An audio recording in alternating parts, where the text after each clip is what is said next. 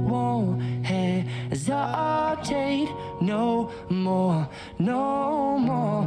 It cannot wait. I'm yours.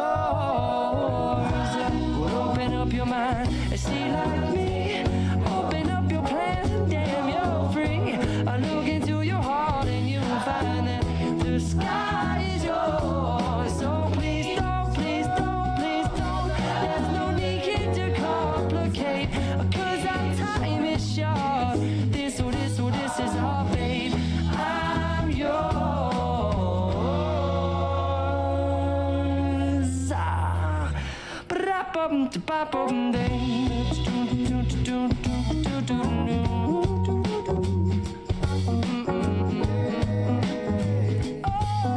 I'm yours. I'm yours. Baby, you believe I'm yours. You best believe I'm yours.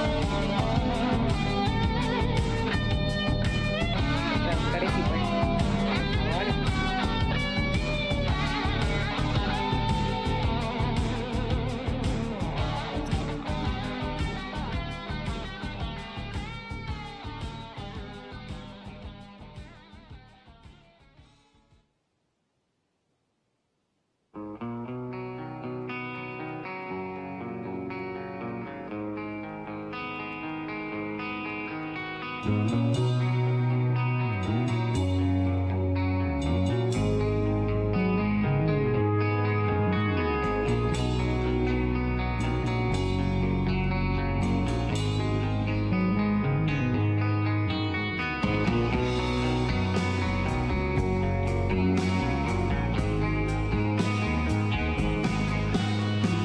told me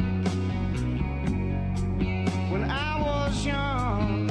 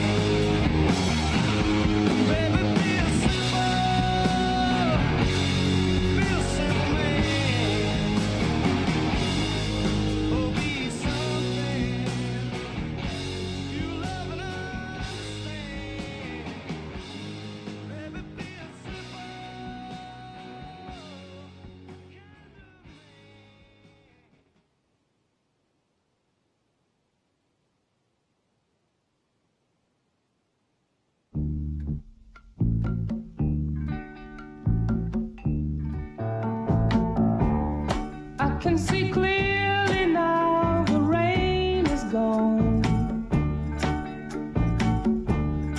I can see all obstacles in my way.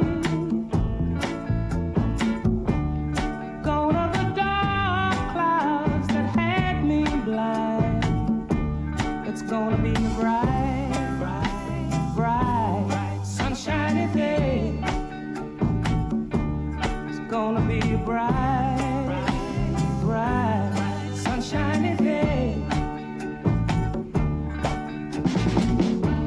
I think I can make it now, the pain is gone. All of the bad feelings have disappeared. Here is that rainbow I've been praying for. It's gonna be a bright, bright, bright, sunshiny day. Look all around, there's nothing but blue sky. Look straight ahead, nothing but blue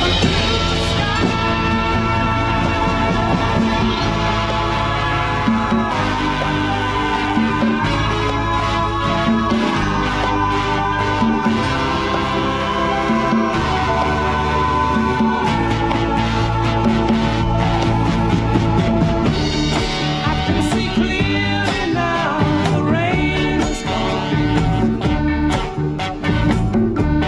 I can see all obstacles in my way.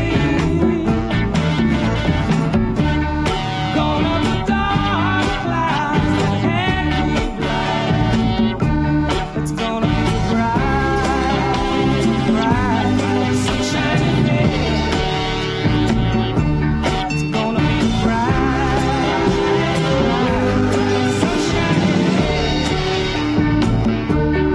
Gonna be a bright, bright, sunshiny day. Oh, bright, sunshiny day.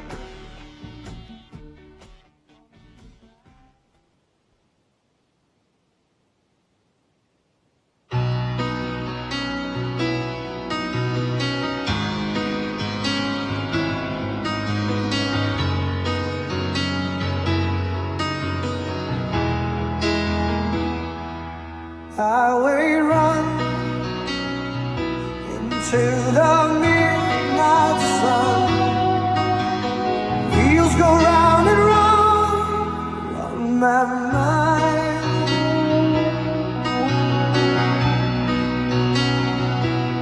Restless hearts sleep alone tonight, sending all my love along the wire. They say that the road ain't no place to start a family. Right down the line, it's been you and me. And love and a music man ain't always what it's supposed to be. Oh, girl, you stand by me. I'm forever Por yours. favor, los captions cuando estén listos procedemos a probar, por favor. Faithfully.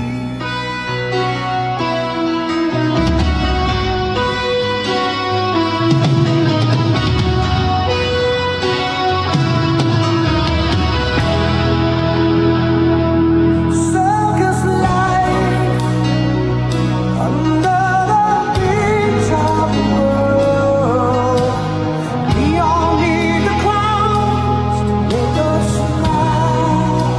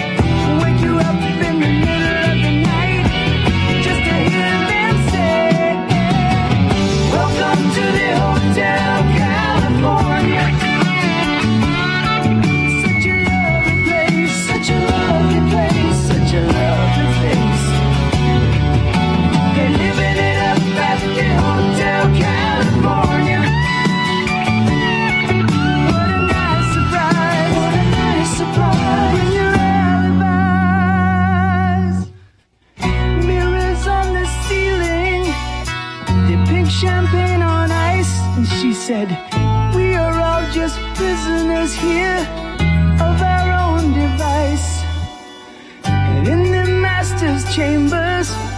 They're gathered for the feast. They stab it with their stealing eyes, but they just can't kill the beast. Last thing I remember, I was running for the door. I had to find a passage back to the place I was before. Relax, said the nightman, we are programmed to receive. You can check out anytime you like, but you can never leave.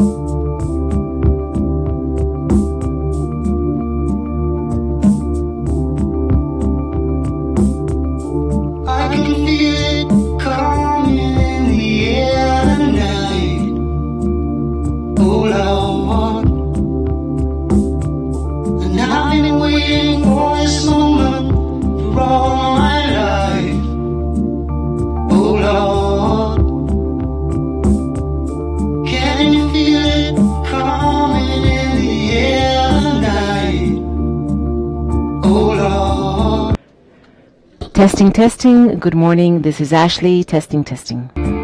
Testing English, interpreter David, testing.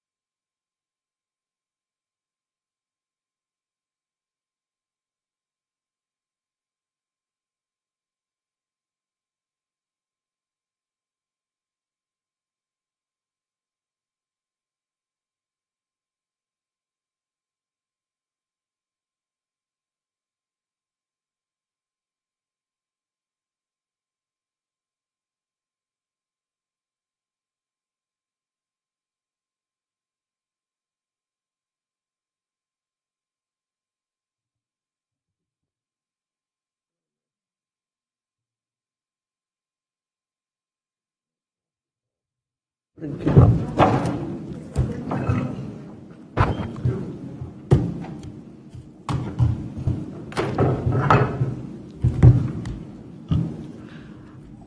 Good morning, everyone.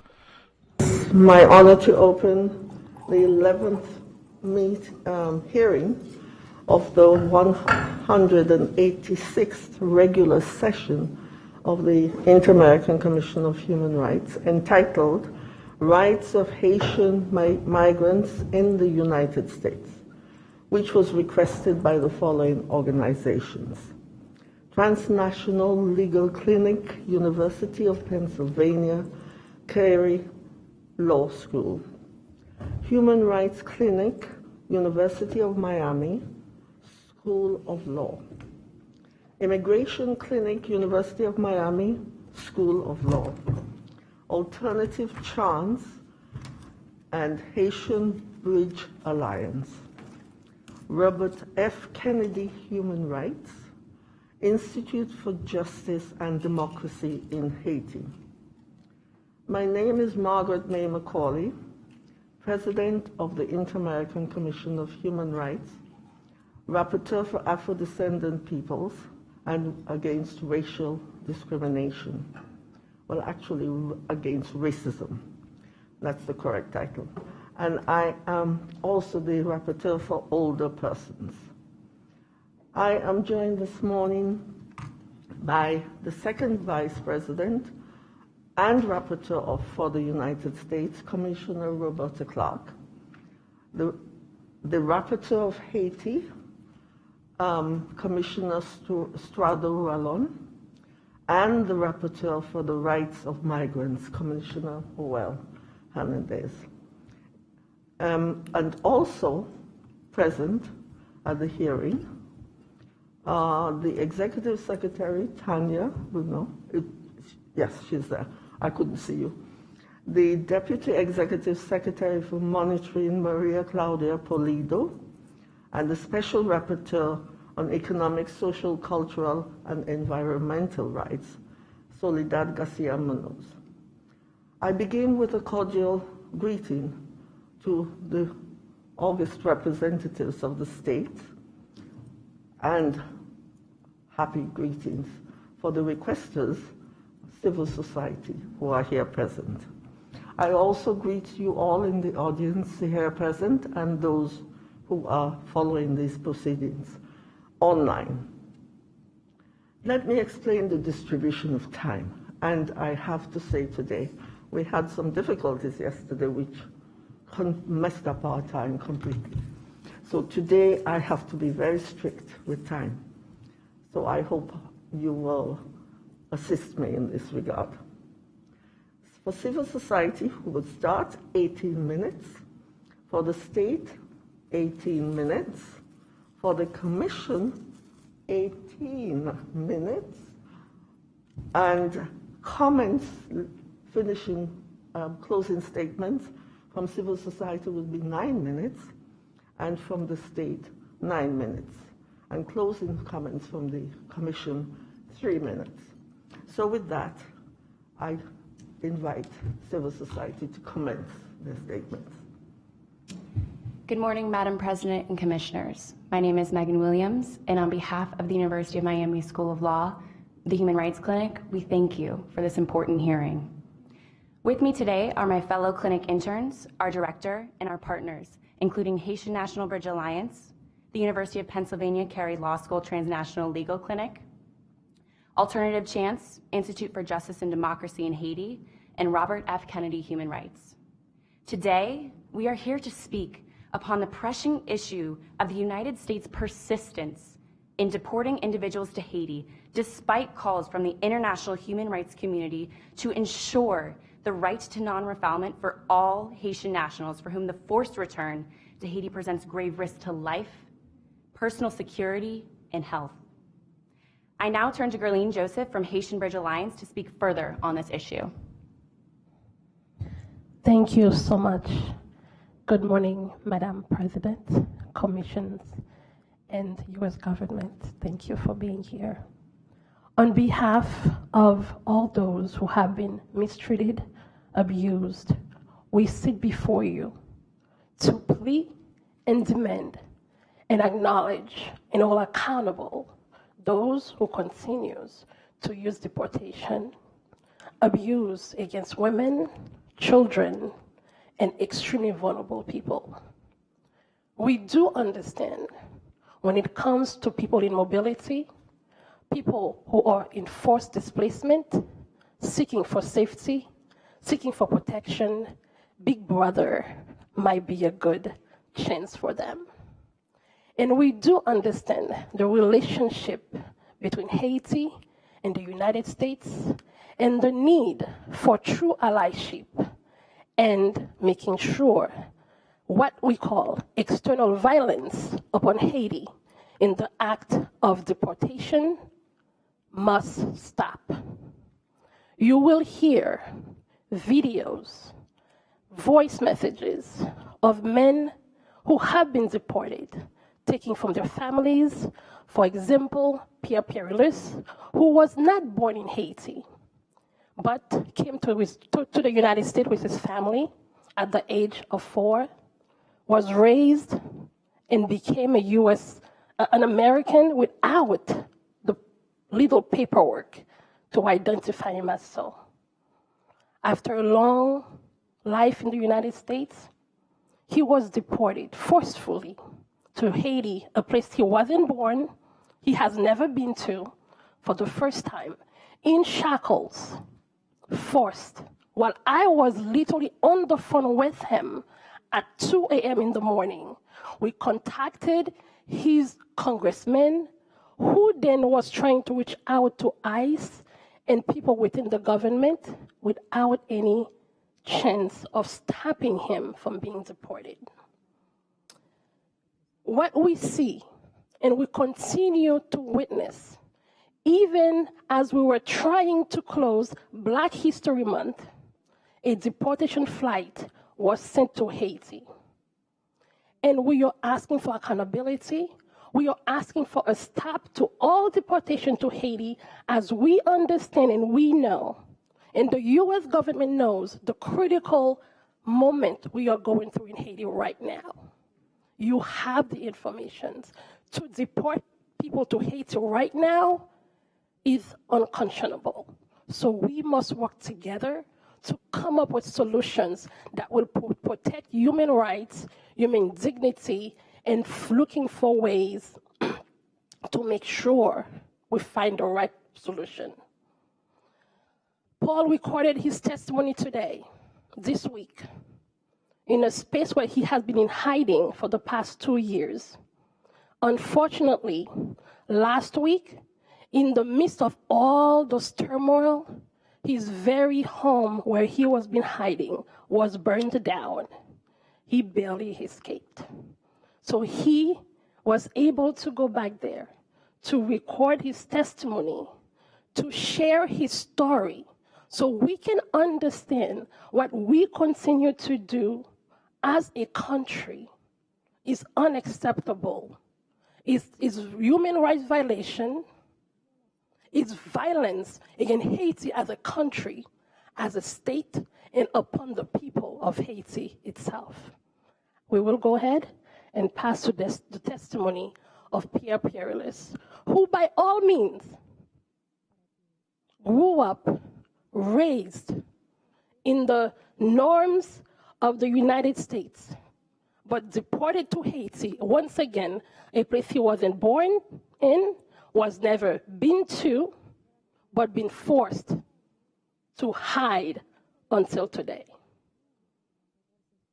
My name is Paul Perilous. At the time of my deportation, I have never stepped foot in Haiti. I did not speak Haitian Creole. My entire family, my siblings, my parents, all my loved ones that I care about are in New York. I was born in St. Martin to Haitian parents. I attribute much of who I am to my parents' belief in love, kindness, and hard work. When I was 5 years old, my father brought my brother and I to the United States. We settled in Spring Valley, New York, and a few years later, my mother and sister joined us. In 2004, the United States initiated a deportation proceeding against me because of a criminal conviction for sale of a controlled substance. I successfully completed my sentence. I thought I was going home. Instead, I was immediately taken to ICE jail in Batavia, New York. Every day I woke up not knowing what was going to happen to me. I had no idea if I would be detained for 1 year or if I would be detained for 10 years. During that time, I did everything I could to fight my immigration case, but a final order of removal was entered against me. I worked to get multiple letters and documentation from the French and Haitian consulate and embassies, proving I did not have French or Haitian citizenships. After about a year and 7 months, I was released from detention on August 1st, 2006, on an order of supervision. I felt legally I was safe. For 15 years, I went to ICE check-ins. For 15 years, I complied with all the conditions of my release. Slowly over time, I started to feel safer. I worked as a financial consultant in New York City, watched sports with friends, had barbecues with family. For 15 years, I just lived my life. Days before the end of the Trump administration, I went to 26 Federal Plaza in Manhattan for what I thought would be a routine scheduled ICE check-in for my order of supervision at 10 o'clock in the morning. Then without any notice or warning, ICE took me into custody and detained me in the back room. I immediately started thinking about my family. I was supposed to watch my godson the next morning. I thought about my meeting schedule the next day. I was supposed to go home. I was forced to abandon all my belongings, my house, my responsibilities, my family. ICE took me to LaGuardia Airport, but they were unable to deport me.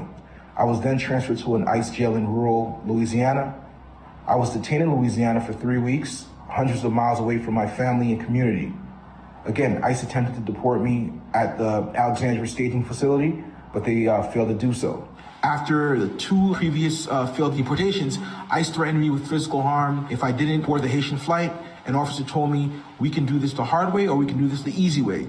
He motioned towards a body restraint device that looked like a straitjacket. All I could think of was the stories of ICE breaking people's bones or beating them and dragging them onto deportation flights. I was worried that it would do the same to me, so I complied. For about 6 hours, I was shackled at my ankle, waist, and wrist in a dark van alone. The van reeked of urine. There was no air conditioning or ventilation.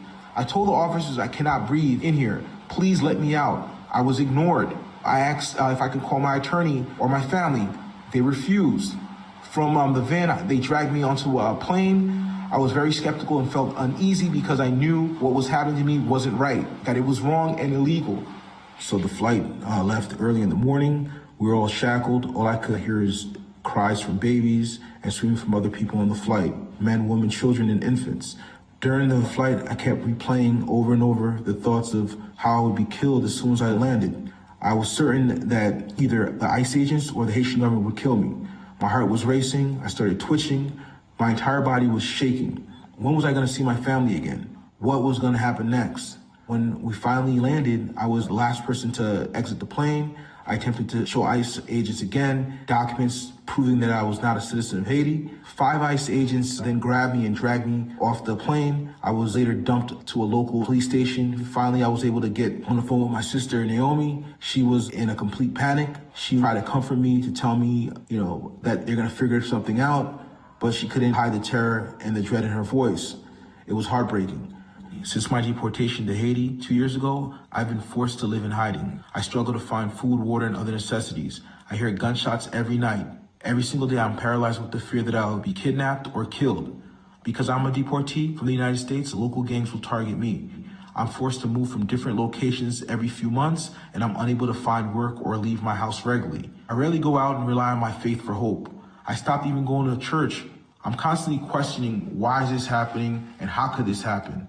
The U.S. government took me from my family without warning, held me in ICE jails, and relentlessly attempted to deport me until they finally did.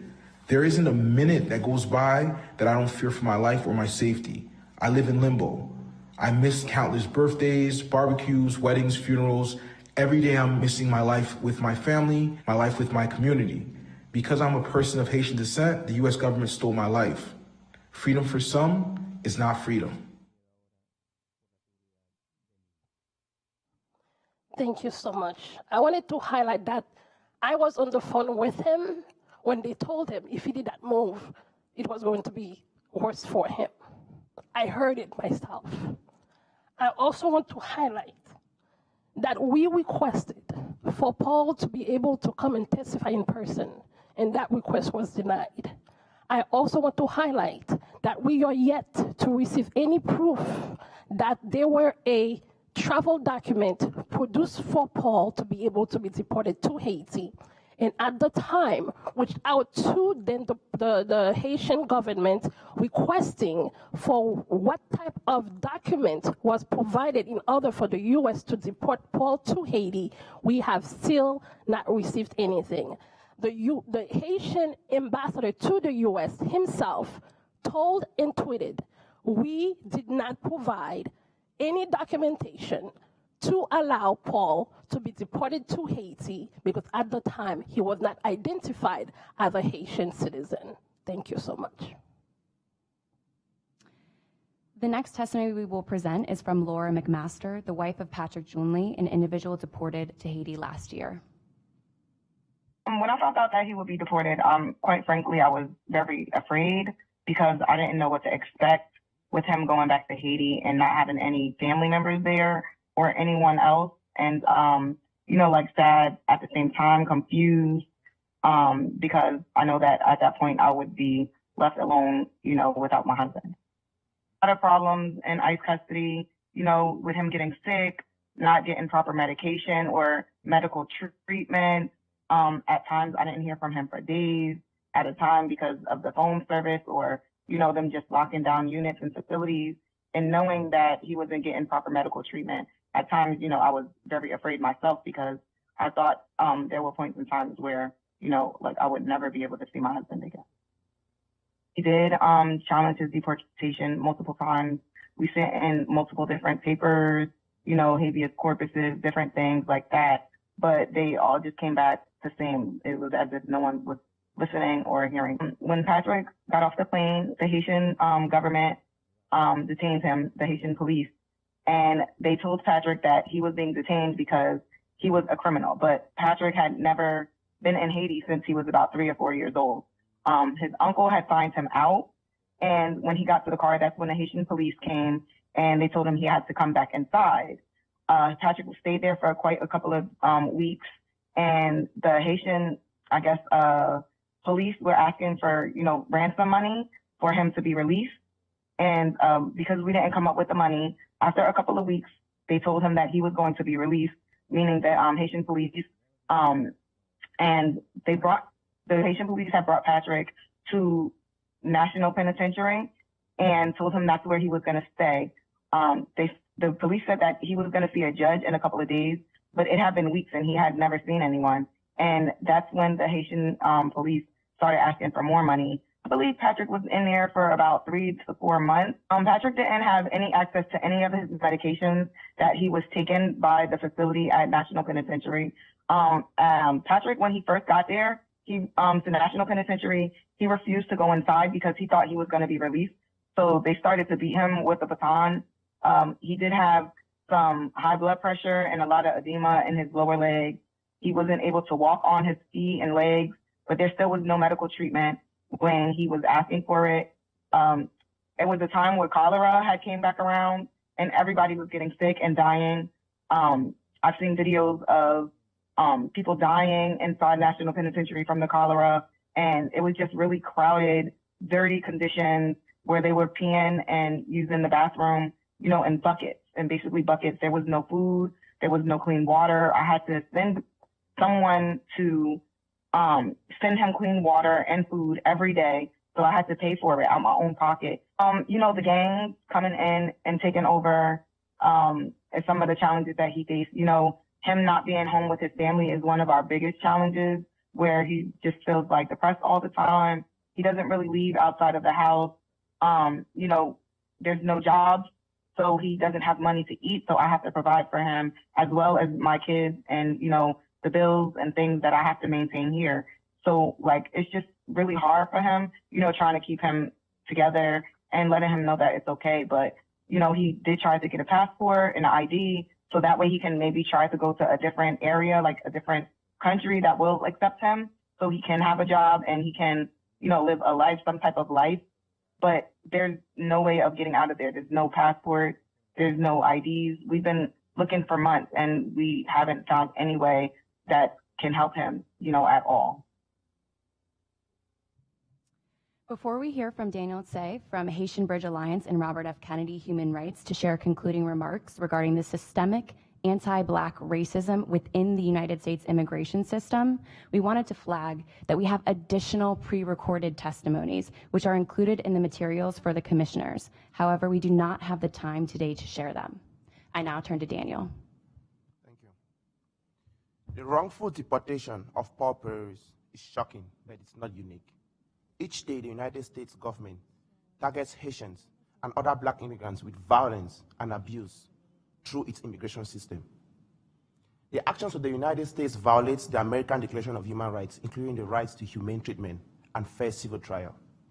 Now, what happened to Paul happens to thousands of Black immigrants in the United States every day. I can attest to this because I was also detained by the US immigration authorities for about 9 months when seeking protection after I left my home country, Cameroon. The United States targets Haitians and other Black immigrants for criminal prosecution on the basis of race. Black people in the United States are 2.5 times more likely to be arrested than whites. And though they are less than 6% of the undocumented population, they make up more than 20% of the immigrant population facing detention and deportation on criminal grounds. The double punishment of deportation for what are often minor criminal offenses strikes hard on Black immigrants. 76% of Black immigrants are deported because of contact with the police and the criminal legal system.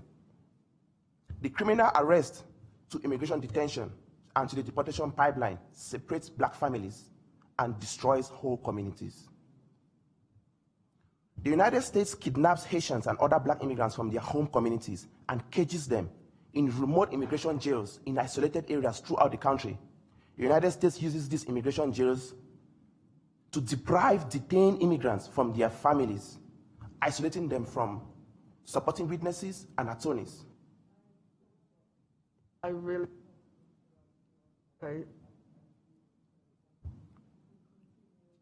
in your 9 minutes, which you will have later, I really have to keep time.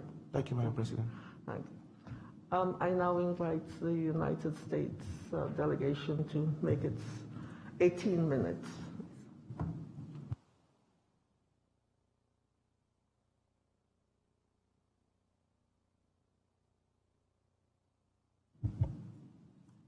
Thanks.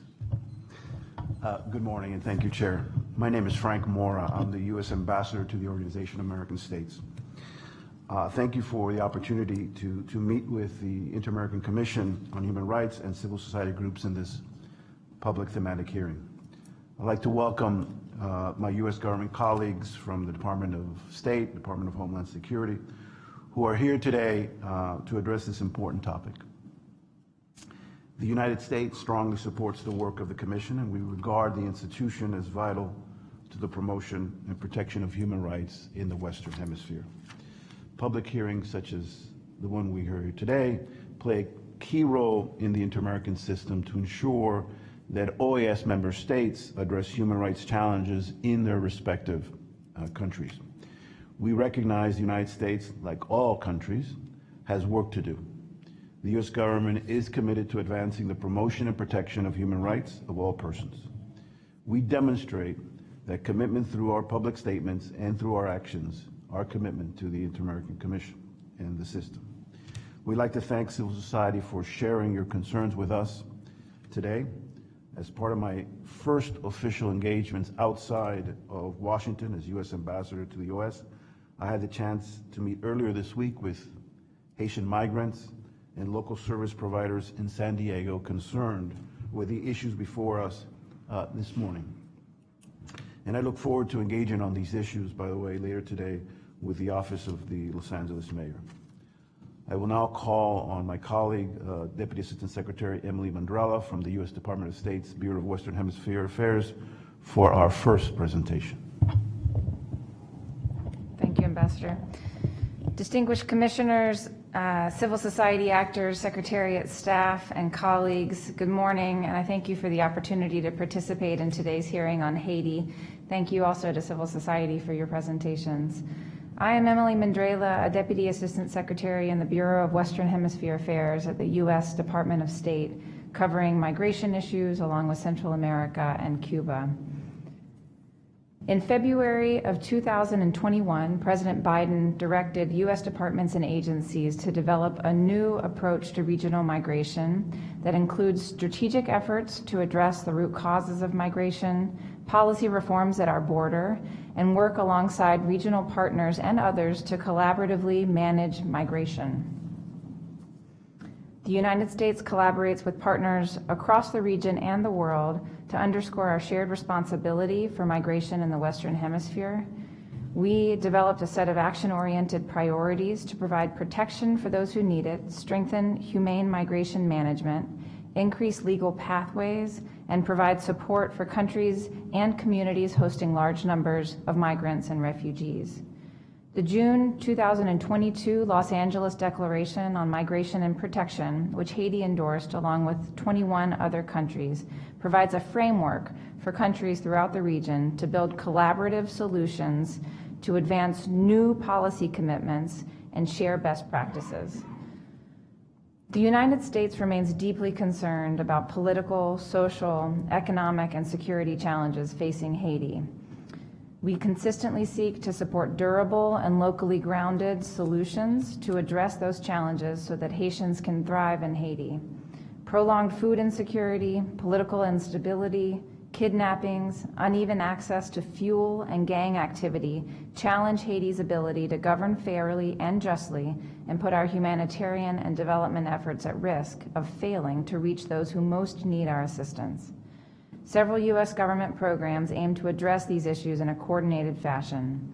The United States has provided approximately $171.3 million in life-saving humanitarian assistance and early recovery, risk reduction, and resilience programming since 2021. As of January 24th, $60 million has been committed to the humanitarian response, including responding to the cholera outbreak. The funding will also provide urgent food assistance as 4.7 million people face a severe food crisis, as well as gender-based violence prevention and response services for the most vulnerable. In early January 2023, the United States expanded a parole process for nationals from Cuba, Haiti, Nicaragua, and Venezuela, through which, as of mid-February, more than 11,300 Haitians have been thoroughly screened and vetted and received authorization to travel to the United States and stay for up to 2 years. Our capacity to process individuals through this parole process is growing day on day. After implementation, we saw a marked decrease in the cumulative number of the 4 eligible nationalities arriving irregularly at the U.S. southern border. The parole process broadly provides an alternative to irregular migration for nationals from those 4 countries, and we encourage Haitians residing in Haiti or throughout the hemisphere to assess their eligibility and opt for safer options to access the United States rather than the dangerous overland and maritime routes promoted by smugglers. Haitian nationals can visit the U.S. Citizenship and Immigration Service Creole language website with frequently asked questions about legal pathways available to Haitians. We have seen an increase in the numbers of Haitians attempting to depart Haiti by boat, making the dangerous trip through the Caribbean to Florida or across the Mona Passage to Puerto Rico. We work with partners in the Caribbean to ensure the most rapid and humane repatriation process possible, including funding international organization partners to provide reception and reintegration support. Assistance to repatriated Haitian migrants includes food, water, hygiene, healthcare, and psychosocial assistance, as well as cash assistance for clothing, transportation, medicine, telecommunications, and school supplies. We understand misinformation and disinformation are a problem, and we work to deliver clear, accurate messages articulating U.S. policy. We amplify these messages through television, radio, and print media stories generated often from interviews with U.S. government officials in Washington, D.C. and at our overseas embassies. I will conclude by underscoring the United States continues to enforce its immigration laws. We encourage people of all nationalities who hope to visit or reside in or unite with family or seek protection in the United States to pursue the growing number of legal pathways to do so. Thank you. And I will now turn it over to my colleague Daniel Delgado from Department of Homeland Security.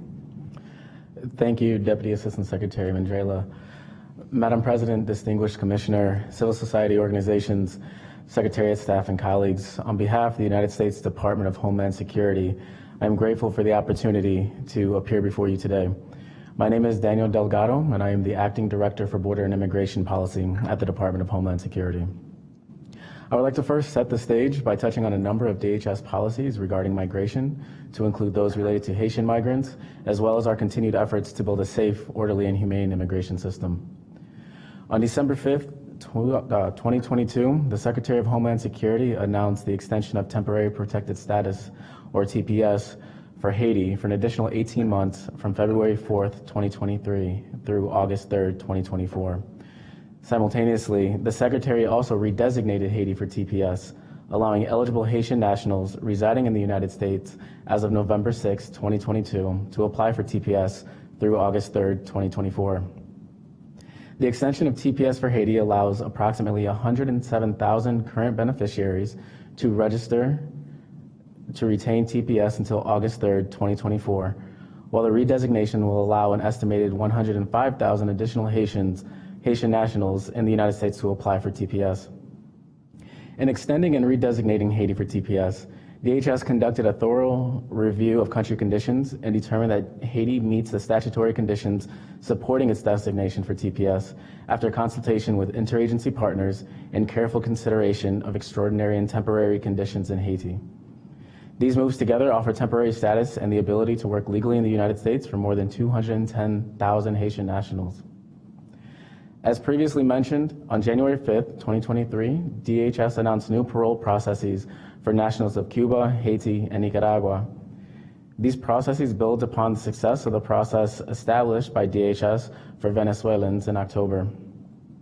Through a fully online process, eligible individuals and their immediate family members can seek advance authorization to travel to the United States and be considered on a case-by-case basis for a temporary grant of parole for a period of up to 2 years, including the ability to apply for employment authorization once they arrive, provided that they meet established criteria, including having a U.S.-based sponsor. Each month, DHS will authorize up to 30,000 qualifying nationals from all 4 of these countries to come to the United States through this orderly and lawful process. As part of this process, individuals are required to fly into the United States as opposed to transiting to the southwest border. In just the first several weeks of the process, through February 17th, more than 11,300 Haitian nationals have received authorization to travel to the United States, and more than 5,100 Haitians have arrived safely in the United States through this process. In our efforts to make these processes more accessible to all that qualify, DHS has translated and made available materials in Haitian Creole. By establishing this new process, we're effectively disincentivizing migrants from making a dangerous, irregular journey to our southwest border, often putting their lives in the hands of smuggling organizations who are looking to exploit them for profit, and further incentivizing individuals to use the safe and orderly processes that we've established. The data show that these processes are working, and that when presented with a safe, orderly, and lawful process, individuals will choose this over the dangerous and irregular journey throughout our hemisphere. In addition to these lawful pathways, the U.S. government provides durable solutions for humanitarian protections through the U.S. Refugee Admissions Program for applicants who qualify. Maritime migration is something that the department takes very seriously and that we continue to strongly discourage. The vessels used are predominantly in poor, unseaworthy condition and often overcrowded. Such attempts to take to the sea aboard unseaworthy or overloaded vessels is always dangerous and often deadly. When they are at sea, subject to variable weather conditions, they become unstable and may capsize, leaving migrants in the water, often without life preservers or other safety equipment. As our Secretary has stated time and time again, the time is never right to attempt migration by sea. The U.S. government's response to maritime migration in the Florida Straits is governed by Operation Vigilant Sentry, an integrated operating plan describing the organization and structure for the Homeland Security Task Force, Southeast, to deploy resources and coordinate multi-agency operations. The U.S. Coast Guard routinely interdicts migrants of many nationalities, though Cuban and Haitians remain the top 2 nationalities that we encounter. Their mission is first and foremost one of safety. To discourage dangerous maritime journeys, migrants who are interdicted at sea are generally repatriated to their country of origin or departure unless they establish a credible fear of persecution or torture. Should they establish a credible fear while at sea, they are generally transferred to the Migrant Operations Center at Naval Station Guantanamo Bay, where their claim is assessed on the merits.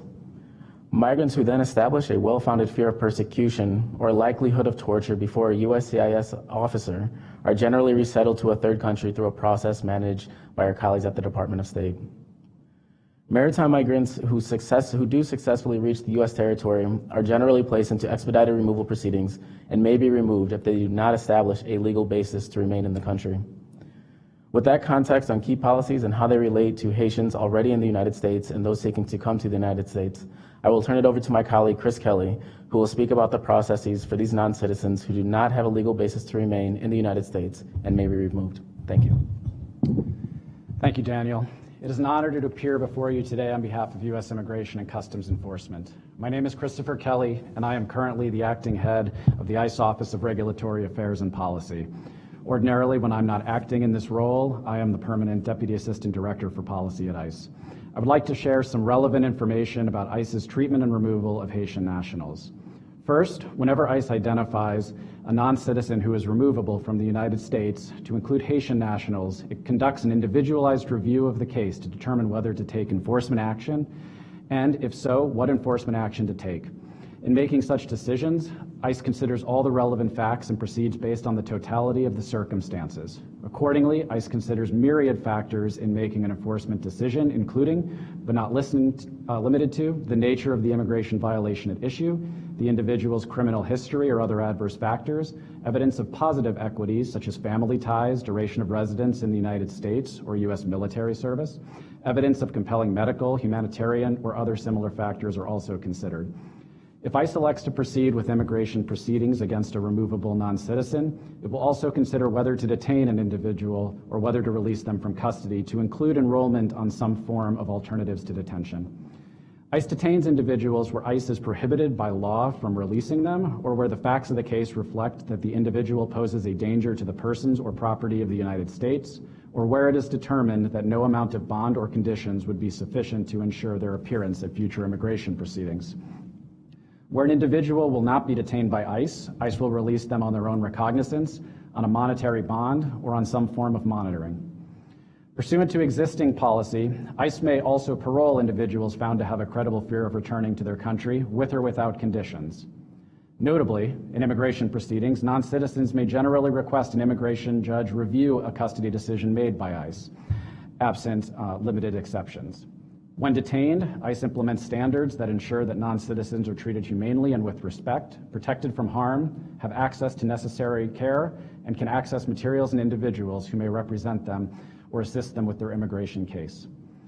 ICE has also policies in place that limit when the individual may be transferred to a detention facility in a different geographic area to ensure that non-citizens are not needlessly separated from their respective families and legal representatives. Individuals placed into immigration proceedings have a full and fair opportunity to contest their removal and to apply for forms of relief or protection from removal for which they are eligible. This includes asylum, statutory withholding of removal, or protection under the regulations implementing Article 3 of the Convention Against Torture. By law, decisions on such applications are made on a case-by-case basis based on the particular facts of the individual's case and the specific harm they claim they would suffer were they to be removed to their home country. Should the immigration judge find that an individual removable and deny any applications for relief or protection, the individual may appeal the decision to the Board of Immigration Appeals. During any appeal to the BIA, the non-citizen will not be removed from the United States. Should the BIA affirm the decision, the individual may pursue a petition for review to the relevant U.S. Circuit Court and to the U.S. Supreme Court. These courts may stay an individual's removal pending a decision. Moreover, even where an individual has exhausted all forms of judicial review of an adverse removal decision, they may be able to later file a motion to reopen their case based on changed country conditions that render them eligible for relief or protection from removal.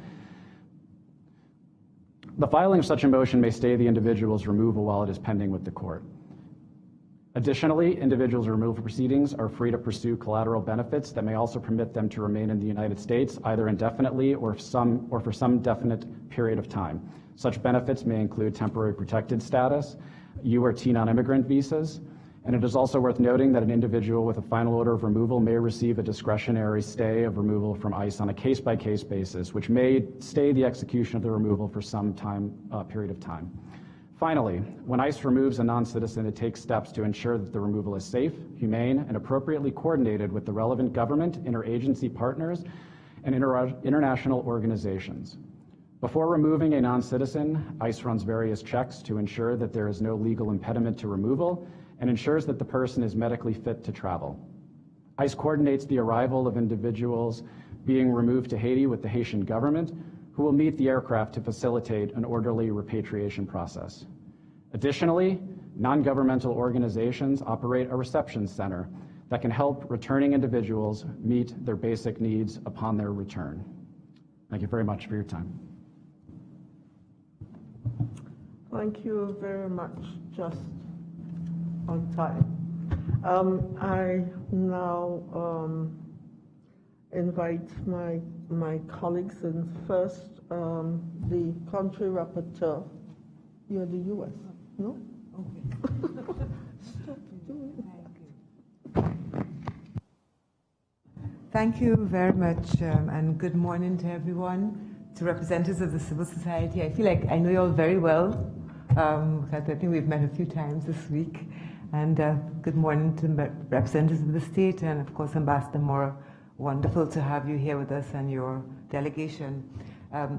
My colleague, Commissioner Hernandez, is the rapporteur with the responsibility for persons in human mobility, and he will speak at length on this. But there are some things I wanted to ask for clarification. On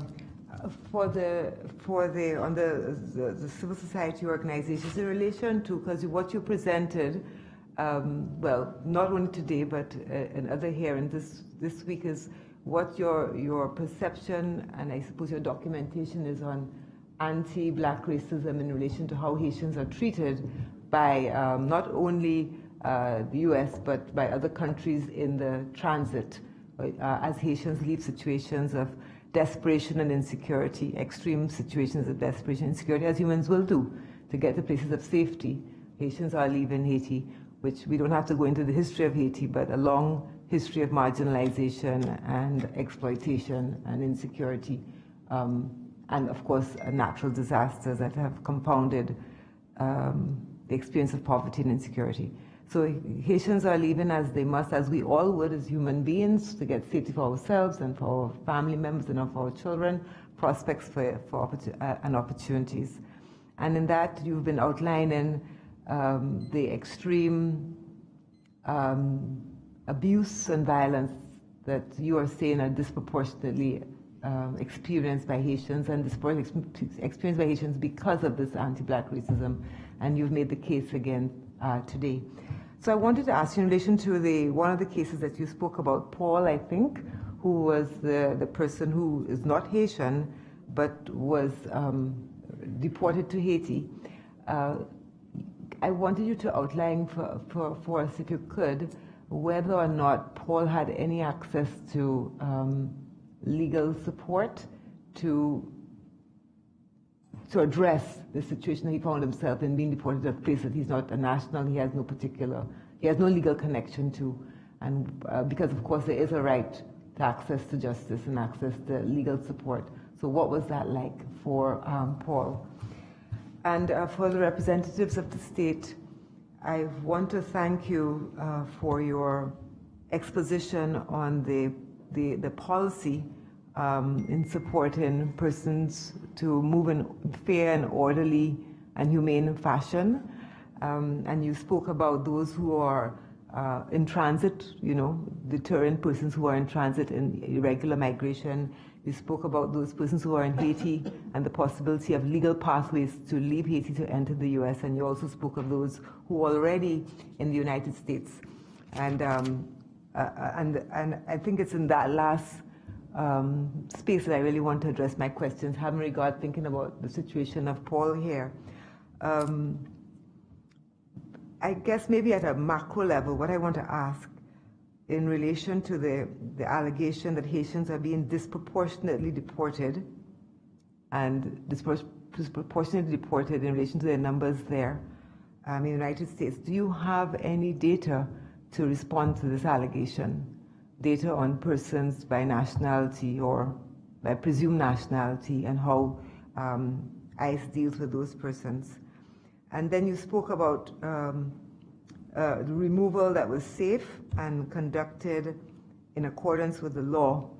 But in this case of Paul, and I know that you probably cannot comment specifically on any one case, but in a situation where someone is a non-national, what is the approach of the state to deportation of someone to a country that they have no legal connection to? And I guess I won't ask you to speculate what happened in this scenario, but if you can keep the scenario in mind. So I want to stop here because I know that Commissioner Macaulay will remind us we only have 18 minutes. Thank you. Thank you very much, my dear sister. I now call my brother, the Commissioner Vallon, who is the thematic rapporteur for, no, you're the country rapporteur for Haiti. Muchas gracias, Presidenta. Thank you very much, Chairperson. Greetings to civil society and also to the illustrious representatives of the United States. In line a bit with what the Commissioner Roberta Clark mentioned, I would like to ask a question regarding figures which, well, even if they don't have them at this time, if they could expand on this in writing, it would be very useful for the Commission for analysis of all of this topic to be able to have figures referring to a range of dates from 2018 to 2022 of what the number of Haitian persons is who have reached the southern border, and regarding them, if you could make a comparison with the number of persons who have received some sort of international protection, as well as those who have requested a temporary protection status TPS. This would allow us to have an analysis of the effectivity, to put it that way, of the various mechanisms for such a complex situation as this. In addition, very briefly, as the country rapporteur for Haiti, in the context specifically of this period of sessions, we have received testimonies from a state of terror that is being experienced in Haiti currently. There's around 15 kidnappings a day. There is a turf war between gangs and the authorities who cannot maintain even the most minimum standards of public order, and this has without a doubt caused a humanitarian crisis. Given this such an extraordinary situation, and seeing the state's ability to guarantee the compliance with the principle of non-return for all persons seeking international protections in the face of such dramatic conditions as are experienced when they reach the country, which could be compared to a place where civil war exists between the authorities and the gangs. This is the reality on the ground faced by a person being deported there. Those would be the questions. Thank you very much. Thank you. I now invite Commissioner Joel Hernandez, who is the rapporteur for the rights of migrants. For the rights of migrants. Thank you. Thank you, Chairperson. I would like to greet both delegations that are present here. Congratulations to the civil society organizations for your documentation work that you have done and the information that you have brought. And I would like to very particularly recognize the presence of the delegation from the United States of such a high level. Greetings to Ambassador Mora, permanent representative before the OAS, but also the representatives precisely here from the government agencies of the United States who work directly on this matter of immigration. It is honestly a very concerning topic for the rapporteurship, this situation that we are currently observing in Haiti and how factors exist that are expulsing every day more and more people toward the United States from the country. This is a topic that has been present today in the presentations of civil society and my colleagues Roberta Clark and others. But we know that this is also one of the most visible aspects of migration toward the United States currently.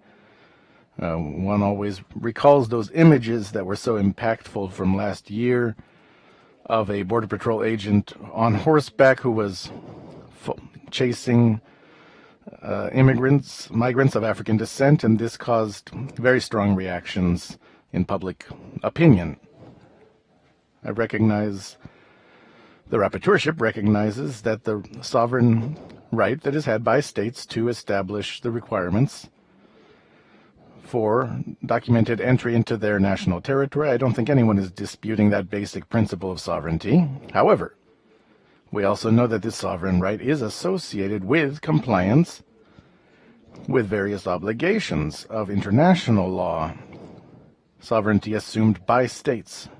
So this is where we must maintain this balance.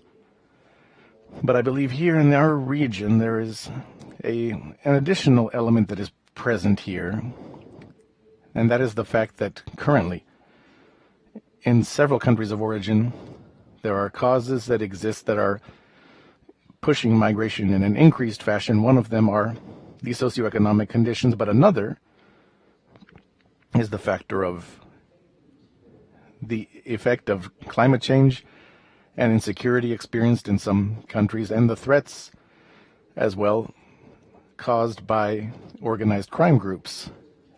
In this sense, I have heard with optimism the statements of Ambassador Mora in saying that the policies of President Biden are there to deal with the root causes of immigration, and I believe that this should be a principle.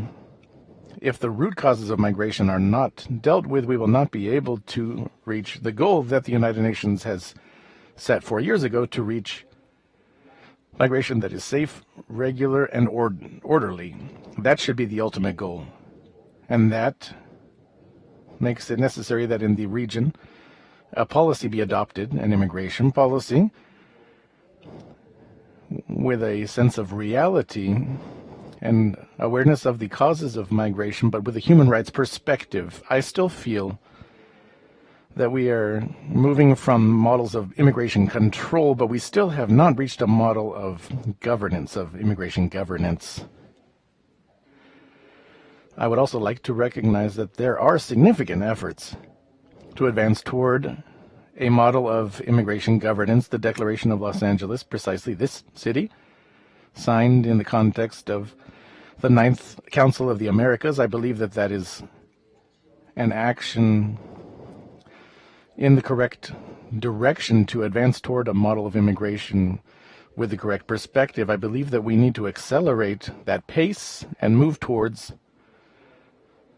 immigration that takes into consideration the realities in which states of origin, transit states, and destination states, but also repatriation states exist. And based on that, we can move toward developing a principle of shared responsibility, but differentiated as well regarding immigration. While this is happening, there is an imperative reality on this matter. This is what the Rapporteurship for Migrants looks for, in the fact that we observe with frequency,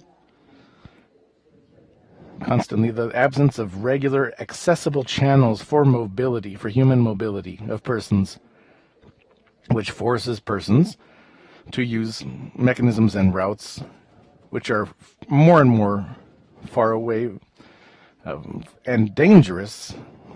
Here we've mentioned the great risks of migration, which takes place by sea, for instance. I believe that this is still the central point of the problem, the absence of these regular and accessible channels for human mobility. Also, we need to recognize as something positive the extension of the statute of temporary protective status for migrants. We have also seen with optimism the parole program for visas for Haitian individuals, Cubans, Nicaraguans, and Venezuelans from February 6th. Obviously, these are not complete solutions. I believe that they are measures that help us move in the right direction, with people having access to Some people use channels even using traffickers and other dangerous channels meanwhile. But while we're moving in the correct direction, this is where I want to conclude. I believe it's very important that in all processes of the immigration processes, it's important to take into consideration basic human principles, specifically, as Commissioner Raul mentioned, the principle of international protection for individuals whose forced return to their country of origin would put them into a situation of extreme vulnerability. In order to complement and complete the information of the rapporteurship, it would be very helpful to us to be aware of how in immigration proceedings that take place in the United States, how our guarantee is given to the principle of non-repetition, and there are people seeing to it that there are people who are not returned to countries in which their life would be at risk. It would also be very helpful to see how errors can be corrected, such as Paul Pierre, in which it is clear that he is not an individual with an immigrant nationality. It would really be helpful to me to see how these are corrected and with respect for human rights in expedited proceedings, expedited removal proceedings. Because of their quickly, the risk is run that these principles are not followed. I will conclude also for the rapporteurship. It is very important to know what is the status currently of the final derogation of Title 42, but also to know if the perspective of the Biden administration for another program, which has been highly questioned due to its consequence for people, is migration protection protocols. There are many questions. I will conclude with one final one. It would also be very helpful to know how in proceedings through ICE and procedures, how people can have a resource to report abuses, human rights violations. I heard with a great deal of interest the recognition of the United States in compliance with the obligations of the Convention Against Torture, when actions are committed which can be cruel and inhumane treatment. Is there a mechanism of reporting for people who are affected by them? Those are a lot of questions. If we don't have time to answer all of them, the Executive Secretariat is very close to the Department of State, so we can always meet to be able to complement this information on a topic that is extremely important for us. Thank you, Chairperson.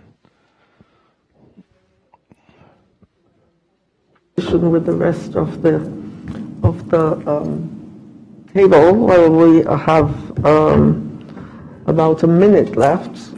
Luciano, yes? Yes. And that being so, you didn't, no. Executive Secretary, no? Oh, very quickly, 50 seconds. Wow. Muy buenos días. Very good morning, and thank you very much for participating in such an important hearing. Very briefly, and in connection with what has already been stated by Commissioner Hernandez, it would be very important as well to know in what way these instructions are being implemented from President Biden, referred to by the representative of the Department of State, to deal with the structural root causes of migration. I believe that that is an important step of progress, and in cases such as Haiti, where there is a humanitarian emergency, to know in what ways these instructions will be implemented. It would be very important for the Commission to hear this. Thank you very much. I will withhold my comments and questions for the closing. I now invite civil society to make their final statements. 9 minutes.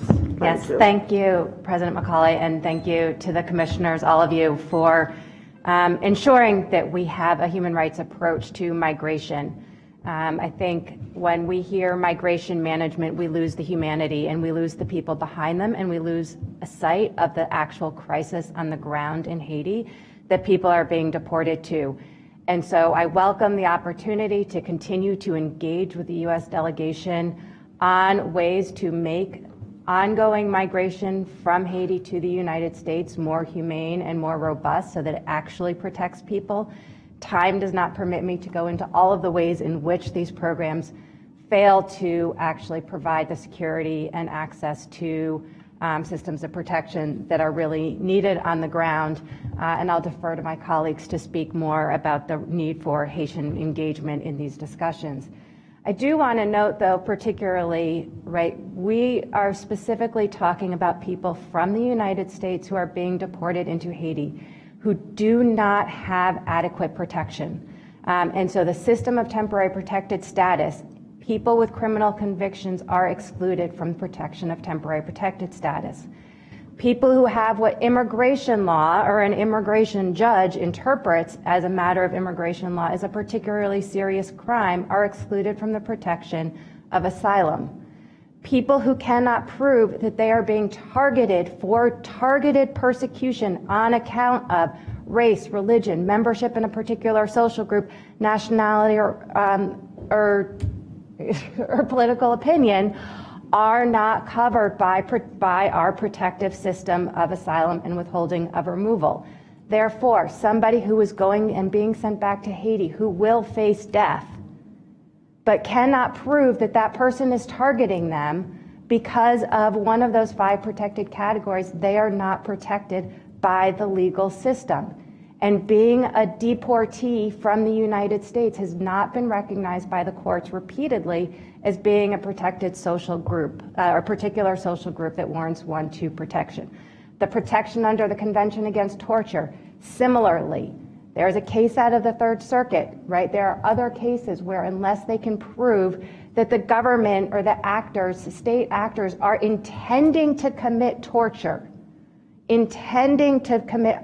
for a reason, right, as a form of punishment, that does not qualify them for protection under the Convention Against Torture.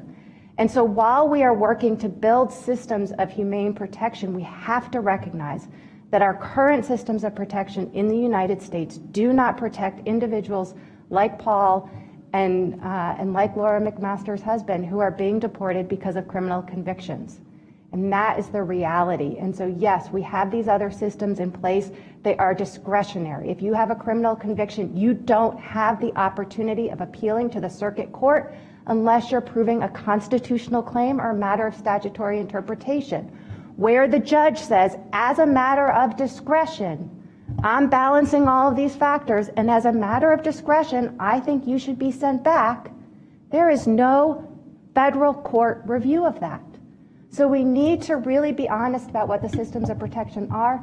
I'm going to send it to my colleagues, Daniel, to finish his testimony, and Geraldine has more to share as well. Thank you. Yeah, due to time, because if we were to go over and respond to the government will be here for the next year, until the end of the year. Honestly, because of what we know and what we have heard, complete, other way around. But to answer the commissioner on Paul Pierre-Louis, he was found not being a flight risk or danger to the community. He served his time, and unfortunately, he went to a regular check-in when he was detained without giving access to get counsel. When we finally were able to get in touch with him, it was at the very last stage. And I need to add that even his congressman on that day was trying to communicate with the U.S. government, with ICE officers, without having an answer, and delay until he was deported, forcibly deported. And we also want to mention that the U.S. can and must correct Paul's wrongful deportation by granting him humanitarian parole in light of the fact that his life is currently in danger. And I must say again, where he has been hiding because of fear of kidnapping and being killed was burned down, and that testimony was a result of that. I want to highlight very quickly manner of deportations, and we want to say that we appreciate the U.S. government for providing some type of access, including TPS. That was not a gift. We have to fight for over a year to prove the humanity of Haitians in order for that to happen. It was not a gift. It was a fight, and we won that fight on behalf of those vulnerable people. I want to also highlight the fact that repatriation and deportation, returning people to the very same danger they have fled, there's no humanity in that. I want to share one quick story of a young woman who was a part of one of the maritime, of the boats that came here, where we had to bury 11 women on the coast of Puerto Rico. I had to go physically bury them in Puerto Rico. And one of the survivors was transferred to a center in Texas and then to Berks County in Pennsylvania. While she was on suicide watch, on medication, was shackled and deported without any avenue to plead her case. She was found not credible, even when she expressed the danger that she fled as a victim of rape, and the fact that she barely survived the dangerous voyage that unfortunately the people who were with her did not survive. Highly medicated, on suicide watch, with what they believe to be a mental crisis, yet deported. And these are the realities, and these are the cases, these are the people that we want to highlight their humanities and work with the US government to see what are the best courses to address those issues and make sure we are on the right side of history, because we continue to say that protection delayed is protection denied. Yeah, and just really quickly, I just wanted to highlight 2 minutes. Yeah, you know, the United States coerces and forces black immigrants in detention, just like Paul, to accept that deportation. We have several examples, and we have pending complaints at the CRCL, Civil Liberties Office, that have not been addressed. We see situations where individuals are being forced to sign their deportations. Even while being placed on deportation flights, they are placed in chains for long periods of time, for over 16 hours, with their wrists, their ankles, and their waists. This reminds us of slavery. And they're not given an opportunity to even eat. We have instances where individuals have been wrapped with a physical full body restraint at the 45-degree angles with their hands tied to their legs. This is inhumane. And these are the conditions and the realities that we have testimonies for. Therefore, again, to add, protection delayed is protection denied. Humanity cannot be validated for some people and yet not be validated for others. Thank you, Madam President. Thank you very much. I now invite the states to make your final statements for 9 minutes. Thank you, Chair. I'd like to turn to Peter Mina from DHS for a few minutes for his comments.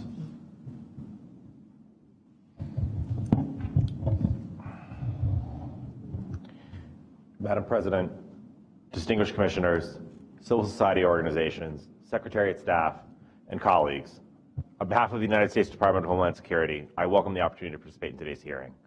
My name is Peter Mina, and I currently serve as the DHS senior official performing the duties of the Officer for Civil Rights and Civil Liberties. In this role, I am designated by federal statute and executive order to protect civil rights and civil liberties and to help ensure the department upholds relevant U.S. international obligations. I and my staff at the DHS Office for Civil Rights and Civil Liberties, or CRCL, work to ensure humane treatment for all migrants, whether they're seeking entry or are already in the United States. We also work to ensure that the treatment of migrants is consistent with our domestic laws and international obligations. We appreciate the questions outlined about the treatment of Haitian migrants, both in Haiti and in the United States. DHS shares the concerns expressed about the ongoing unrest in Haiti and the impact on the lives of its citizens. We are also gravely concerned by the reports of abuses and poor conditions in Haitian prisons, and have a strong interest in the fair treatment of Haitian nationals in the United States. DHS is committed to providing essential humanitarian protections to migrants, to complying with relevant U.S. international obligations, and to building a safe, orderly, and humane immigration system. Hearings like these help to inform and better shape DHS policies and activities. And that is part of our role as CRCL is in providing that advice to the department and its components. So we appreciate you raising these concerns. By way of response, I'd like to share some relevant information.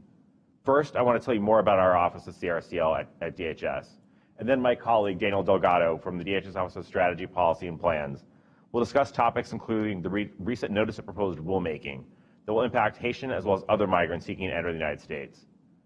To start with CRCL's role, CRCL works to ensure the integration of civil rights and civil liberties into all of DHS's policies, programs, and practices. CRCL also provides oversight of DHS components, along with other DHS offices, including the Office of the Inspector General, the Office of the Immigration Detention Ombudsman, and the U.S. Immigration and Customs Enforcement's Office of Professional Responsibility, among others.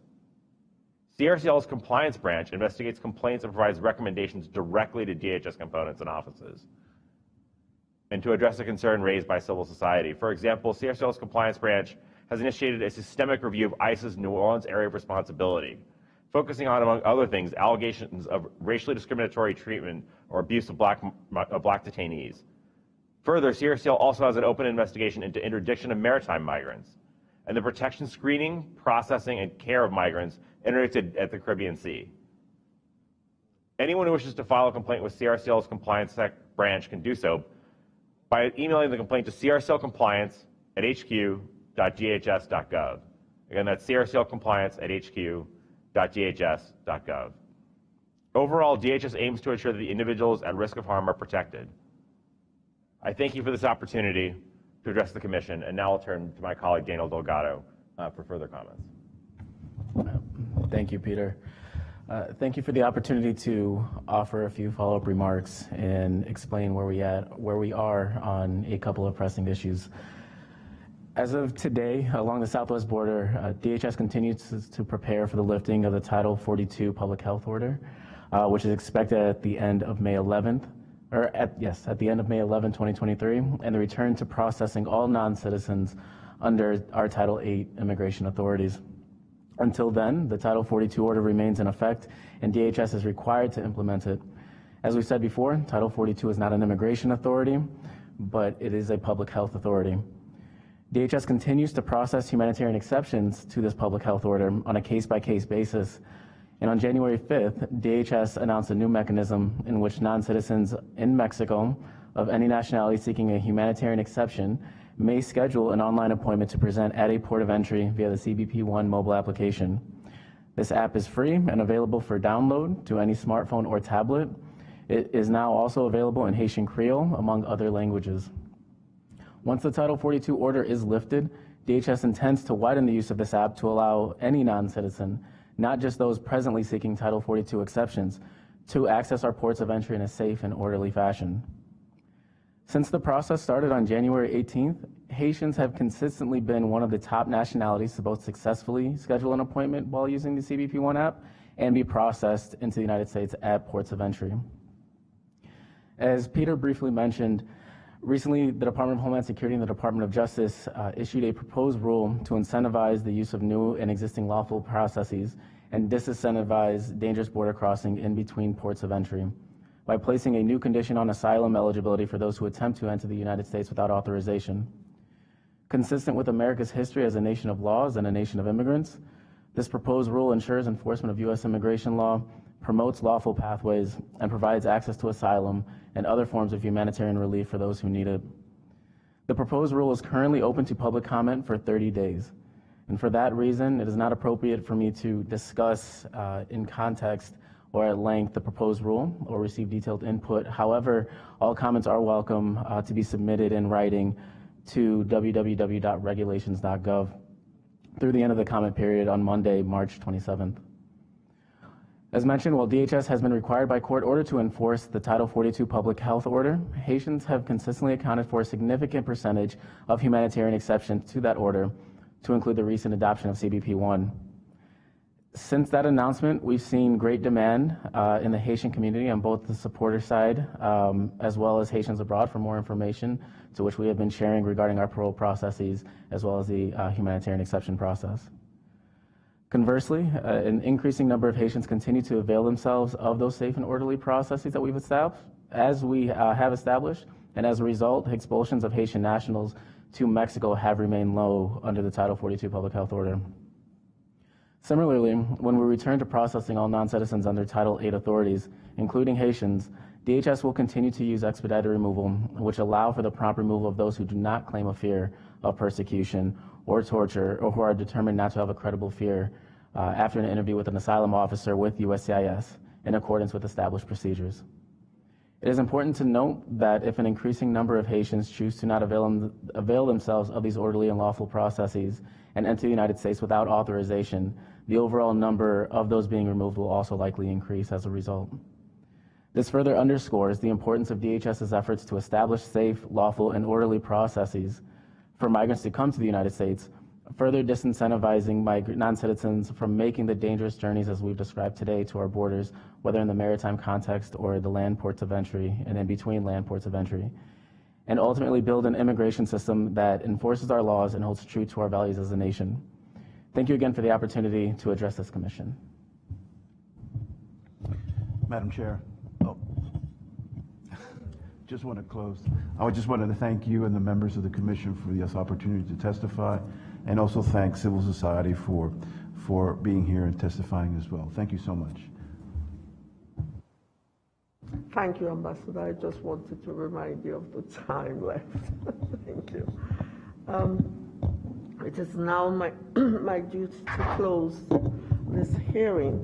I just have a couple of comments to make. One is that the subject of migrants' rights is extremely difficult. We all accept that and know this. But I had to serve in the capacity of rapporteur for several months some years ago. And it was the most grueling and upsetting, and both mentally, emotionally, and otherwise months I've had, in addition to my other rapporteurships. And I promised myself that I would not do it again. And I also had the task of being in a delegation of the Commission when we visited 3 migrant areas in the southwest coast with Mexico, and detention centers. I'm afraid I find it difficult to use those terms because they are prisons. From our visits to very many of them, they are definitely prisons. They're not detention centers, at least not in an English-trained lawyer's sense of understanding of a detention center. And I'm concerned when we heard these videos, and also from what I discovered talking to those who were in detention and in the U.S. custody in those places, about seemingly lack of strict due process when it came to migrants, of hopeful migrants, refugees, those who hope for asylums, and so on, because the rules seem to be disbelief of their statements of why they find themselves in that position of wishing to enter the United States. And I wanted to ask, in relation to these videos, do you not have the principle of rehabilitation after somebody who's been convicted of a criminal act, especially those categorized as nonviolent and you will not be a danger to society and so on, when they have served their sentence? Do you not have that principle and apply it? Because most common law countries do, and I am surprised that the United States in these 2 cases seem not to have considered that at all. And I'm concerned about what seems to be this absolute or excessive autonomy of ICE and ICE agents, because no commonwealth, and I mean English Commonwealth, common law country, would deport anyone at all without a lawful, legal hearing in a court of law and based on an order of a court of law. So I hope you can explain further what is happening in the United States, because, as you say, you're known as a country of laws. And in this regard, with people running away from humanitarian crisis, which force them to leave their homes. It is not an easy decision for anyone to take. There ought to be the strictest adherence to due process of law before they are deported. And this is my opinion. Could you please let us have your submissions today in writing so that we can closely follow them, and answers, more detailed answers as well, and the same with you. And to continue as civil society to provide us with the information as time goes on. And we hope that we will have another hearing of this kind, because migration is not going away because of the state of the world. And so therefore we should have more hearings on this issue and for these very unfortunate people. With that, I thank you, civil society, for your presentation and your request of this hearing. And I thank the United States for being here with such a high-level delegation. And I thank you all for being present in person. And I thank those who are online for listening to this. And finally, but not least, I thank the interpreters for assisting us to understand the whole process. Thank you. This hearing is at an end. That's a nice closing mark.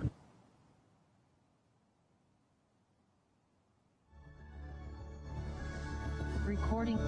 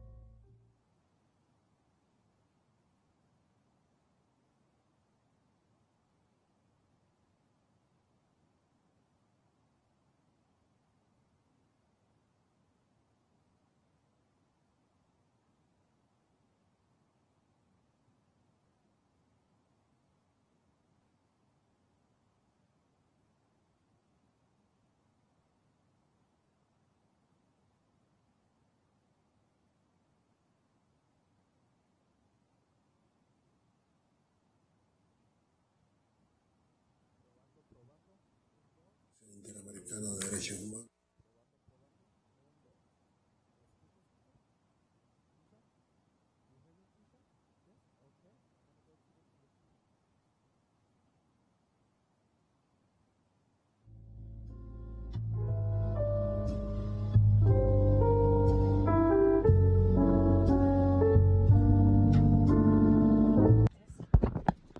Testing English booth, testing English booth. Okay.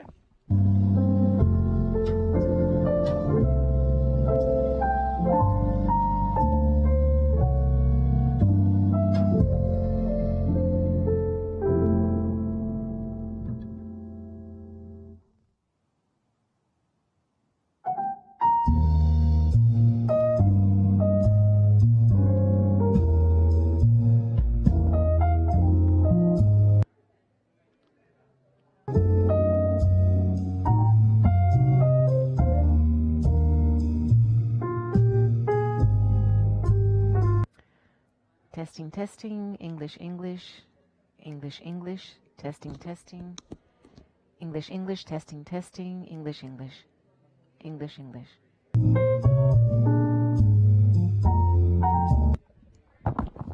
Testing, testing, English, English, testing, testing.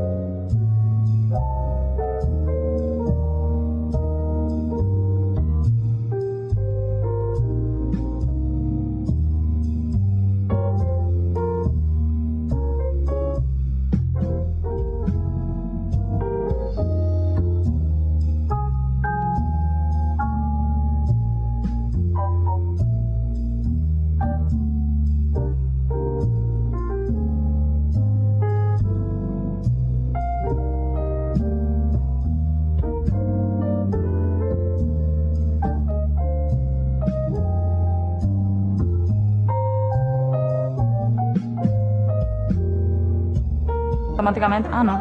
All.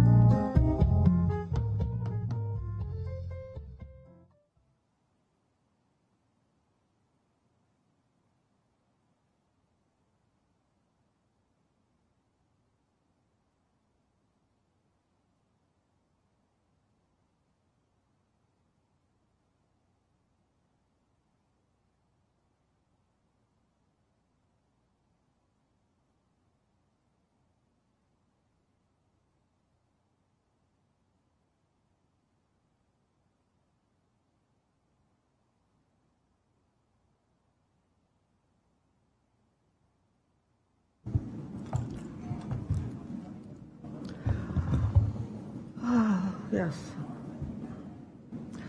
Good morning. Good morning to civil society. We're now opening our 12th hearing of the 186th regular session of the Inter-American Commission on Human Rights, and this hearing is entitled Right to Movement of Persons in Cuba, and it was requested by you all. I won't read your names out, if you will forgive me, but I do ask if you could, before you speak, you mention your names. I do not want to mispronounce any names. My name is Margaret May Macaulay. I am the president of the Inter-American Commission of Human Rights, and with me on this panel is the rapporteur for Cuba, Commissioner Estrado Ralón, and the rapporteur for human mobility, Commissioner Joel Hernandez, and the Commissioner Carlos Bernal. They did not put your rapporteurship on. Rapporteurship for persons with disabilities. And who is the rapporteur for persons with disability? And I should say that I am the rapporteur for Afro-descendant and for older persons. And my rapporteurship on Afro-descendants also covers racism. So, also present at the hearing are Deputy Executive Secretary for Monitoring, Maria Claudia Polido, and the Special Rapporteur for Economic, Social, Cultural, and Environmental Rights, Soledad Garcia. Yes, I'm sorry, I was calling you, but I was checking. And also down at the bottom is the Special Rapporteur for Freedom of Expression, Pedro Vaca. And so I give you our warm greetings for being here and for requesting this hearing. And our distribution of time for the hearing will be as follows: 25 minutes to you, civil society, and 25 minutes to the Commission. And then after that, civil society will have a further 22 minutes for your concluding comments, and then we will close the hearing in 3 minutes. Okay. Yes. So you're here, allow me to just make sure that everybody follows, to provide information about the human rights situation in the context of repressive practices, in the context of human mobility in Cuba. In particular, you're here to provide data on the limitations to the right to freedom of movement motivated by the political opinion of Cuban nationals. So thank you. Please commence.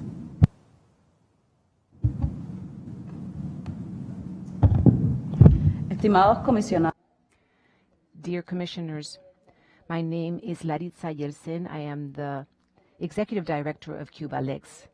This hearing was called the Right to Freedom of Circulation in Cuba. We are also going to speak on human rights and repressive practices in the context of human mobility within the country. Although the Cuban Constitution recognizes the freedom of movement, of coming into and leaving national territory, this law is not complying.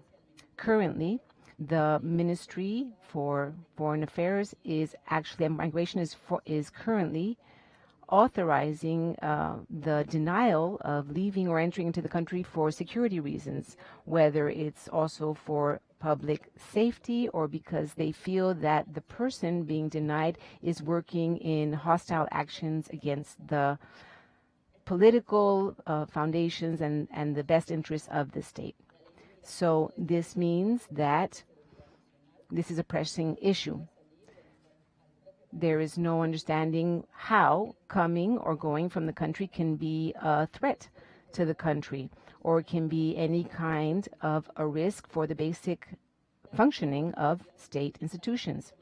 Such a lack of definition means that there's a broad range of application and interpretation of this law for the Ministry of the Interior and its agencies. And today, the Department of Security in the state apply these restrictions to the defenders of human rights. There's no procedure in order to appeal the decisions of these public servants, and therefore there's no appeal, there's no reversing any kind of an application when it's abusive, discriminatory, or going against human rights. The law also does not allow for any possibility of appealing internally, and it also does not allow an appeal when it goes against human rights. We have seen reports of cancellation of flights, cancellation of permissions to leave the country, cancellation of activities that relate to education, to job freedoms, and to cultural activities. When it comes to coming into the countries, migration controls have been used to harass Cubans who, outside of national borders, have freely expressed their opinions against the government and have made the decision to stop working and to be in other countries. You can also understand this to be a forced migration. When they force their citizens to leave the country, and they force this on people who may express any opinions against the government. This is obviously a clear attempt against freedom of speech and freedom of thought. The limitation of freedom of movement within the borders of the country and outside of the country is also a tool that has been used to stop development of human rights within the territory, to stop the work of activists in any region of the countries, also placing some of them under house arrest, and also to threaten them with a detention. These are some examples of the constant systems of harassment that they use in order to limit the work of activists and human rights. They also invade family privacy, and they gather information on the daily activities, the customs, the work, and the relationships of these people. For example, today, Juan Antonio Magrazo, who is the national coordination of the committee, is not able to be with us because he is under this type of control. So we're going to hear from him through a video.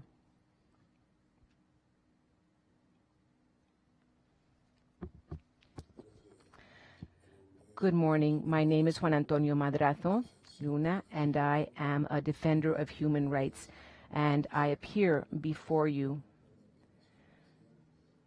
as working for a non-profit that works in civil society with Afro descendants.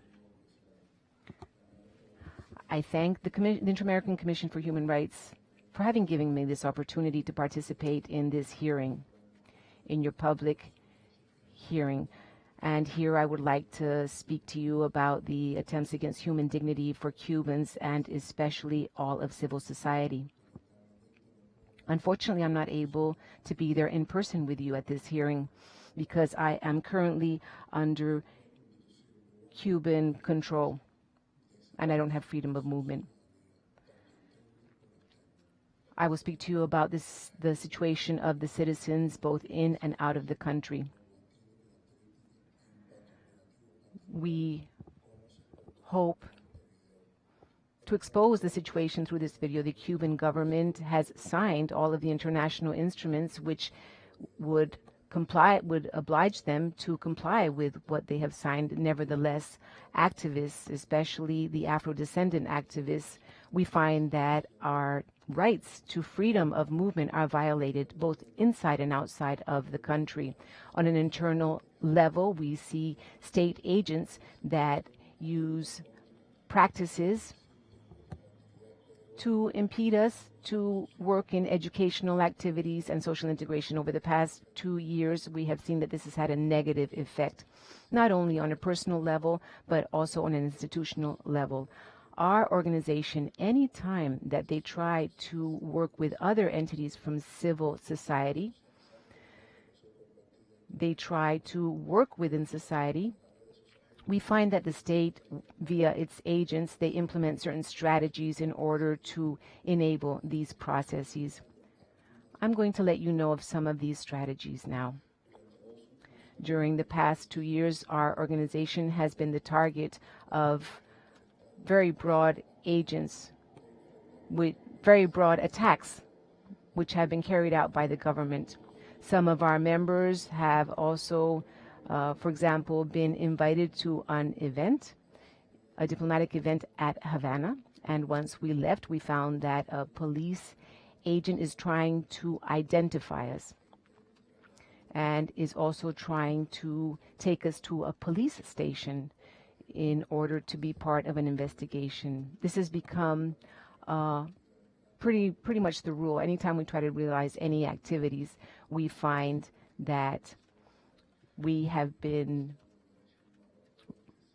controlled in this way. For example, the International Day for Human Rights, the 16 days where we worked against gender violence, we were told that we were forbidden to leave our homes. There's also the presence of police around our addresses, around our homes, and we see police operations that feel threatening. There are also orders for us to be arrested and brought before the courts immediately. There are these threats that we deal with. Oftentimes, our phone service is disconnected, our internet is disconnected. This is a very threatening situation that we feel will get worse if we do not comply with police orders, and that the result of not complying would be to end up in court under a court process. This is what we have to live through. We feel that we are being racialized. We feel that this is impacting our mental health, our physical health, and also that this political violence has differentiated treatment for women activists. Over the past few years, the activists, the ones that still remain in Cuba and that are still working on initiatives for the training within our communities, training that deal with gender violence, discrimination, we find that they're not able to move from one state or one region to the other. We see that many times there are inhumane strategies. Sometimes they are forcibly removed to other regions and abandoned there. We also would like to speak about the limitations that we see within our internal movements. Whenever we try to do any advocacy work or any work on human rights, part of the management group of our organizations 4 years ago, they were forbidden to leave the country. This is one of the measures that they call a national security measure that has been imposed by the Ministry of the Interior. It impedes travel. And also, there is absolutely no information, no notification. We are just simply told that we're not allowed to leave, and because it's a national security measure, so we are never told anything further than that. This situation has generated negative impact on our lives, on our families, in our environment.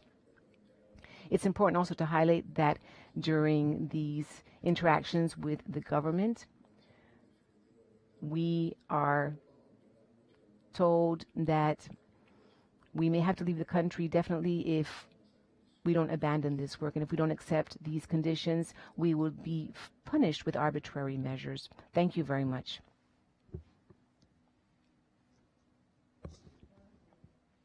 Salome Garcia. Good morning. I am the coordinator of the group regarding detention for political causes, justice.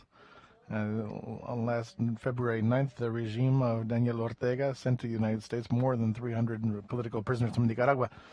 Based on the observations of the Cuban response, 3 human rights organizations noted that a similar thing could happen with Cuban political prisoners regarding the mass imprisonment as a part of the relations with the European Union and the United States in 2010 and 2015.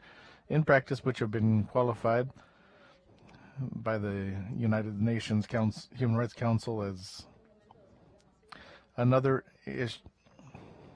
element of occurred at the end of the 1970s. This repression of freedom of expression is nothing new in the context of Cuba.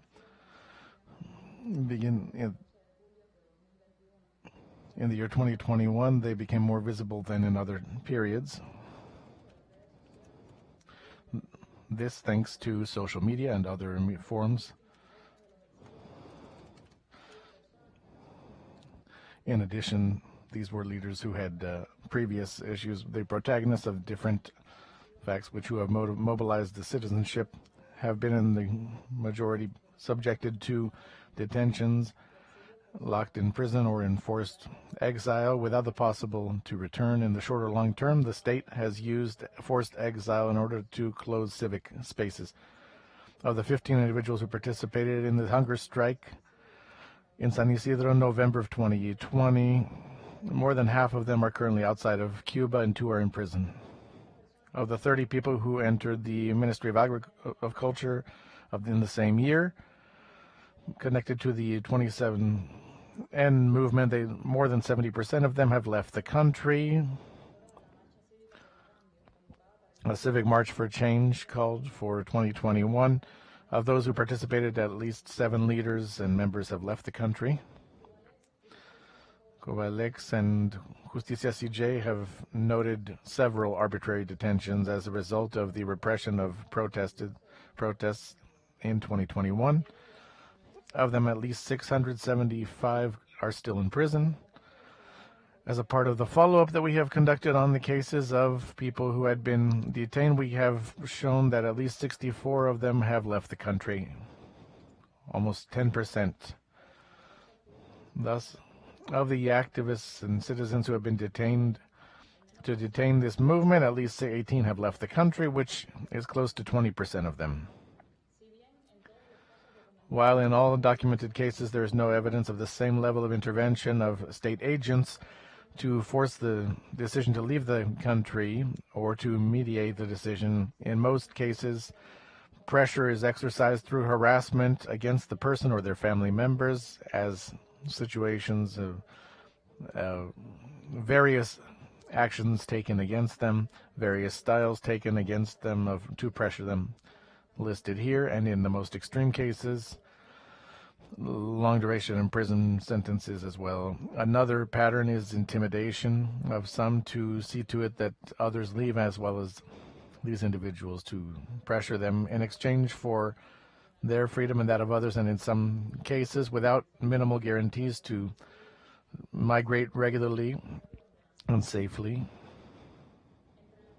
Among the victims of this type of pressure, we mentioned the visual artist and a member of 27N, Hamlet Bastida, after being detained in Havana, along with the poet and activist Catherine Bisquet and the activist Carolina Barrero and other activists, receiving a sentence for their participation in the protest, and a mother of children as well.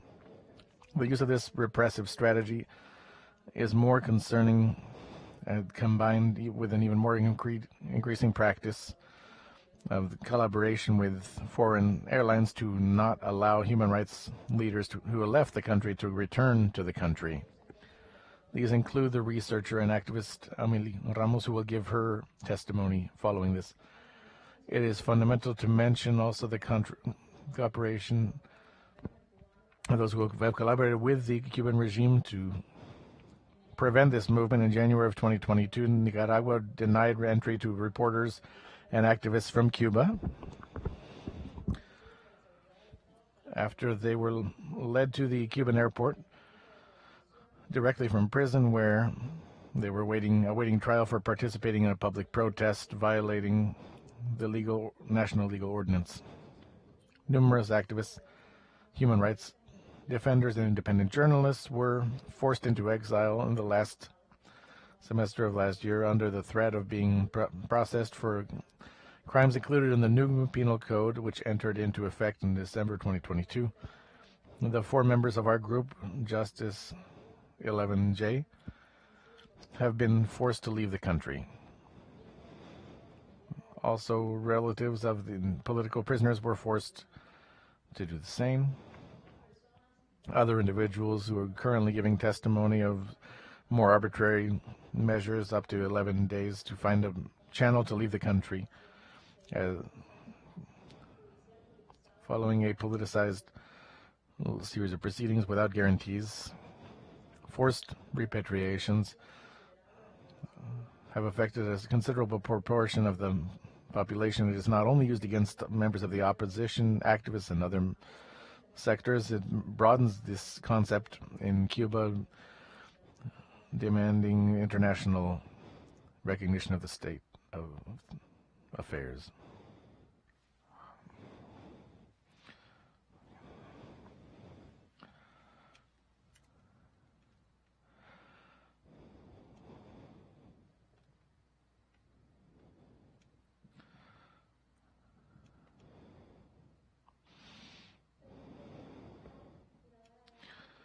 I am an art curator and activist of Cuba. I have lived in the United States against my will.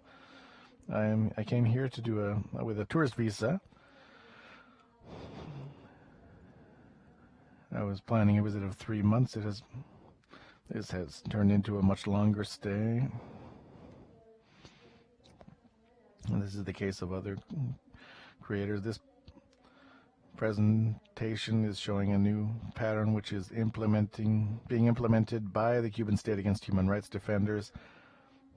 It is no accident that the three of us were in San Isidro in 2020, making us the target of several repressive actions against us, precautionary measures issued. Despite the precautionary measures in these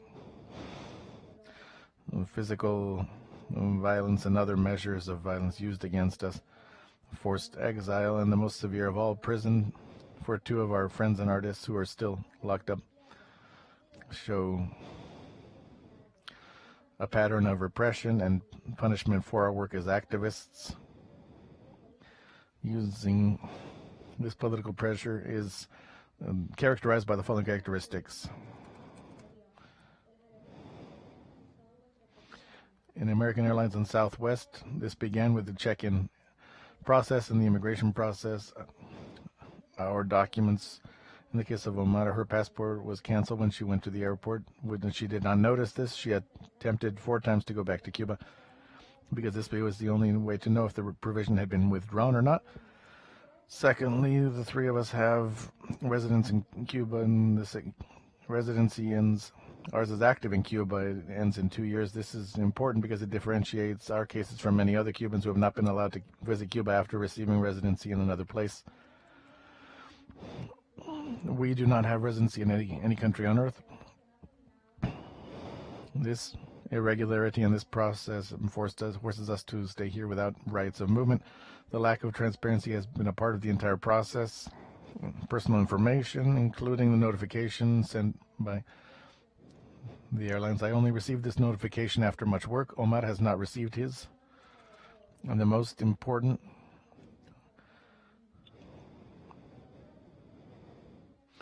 the protocol existing between airlines and Cuba is not public. For this reason, this is a political filter exercised by the Cuban state. In Cuba, there are no prior records.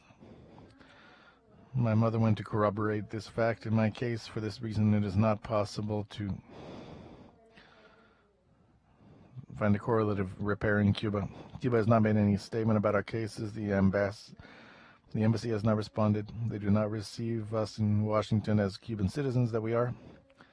I'm testifying that I was outside several days. They did not receive me, and they would not have contact with me. This has caused high degrees of precarity. We have been stuck without work, without residency, without able to cover our expenses. In the 3 cases, the most painful part has been the separation from our families. We don't know when we will see them again. All of our relatives are in Cuba. My 12-year-old son is in Argentina. He can't live with me. It's been 3 years. Omar is more severe. Her mother has been threatened in Cuba, and that she cannot see her daughter anymore either. Its family reunification is not a priority if we are activists. We are concerned by several things. Being forced out of our country is punishment for being activists. Airlines allow us to deny entry when the government tells them to. Airlines are private companies, but they can ignore the Human Rights Charter and international regulations. So it was the case with American Airlines. And Cuban airlines have been involved in human rights violations as well. We are concerned by the generalization of this pattern. In fact, there are many activists in Cuba who do not want to leave because they are afraid that the same thing will happen to them. We are concerned that there will be a pattern as we see in Nicaragua. We are concerned by the international situation beyond the borders of Cuba. My case has been presented to various rapporteurships of the UN, but only the rapporteurship for migrants heard my case. There is no protocol established in the United States for cases like this, which will empower us because we do not want to continue being victims. We want to continue being activists. This is valid for international organizations.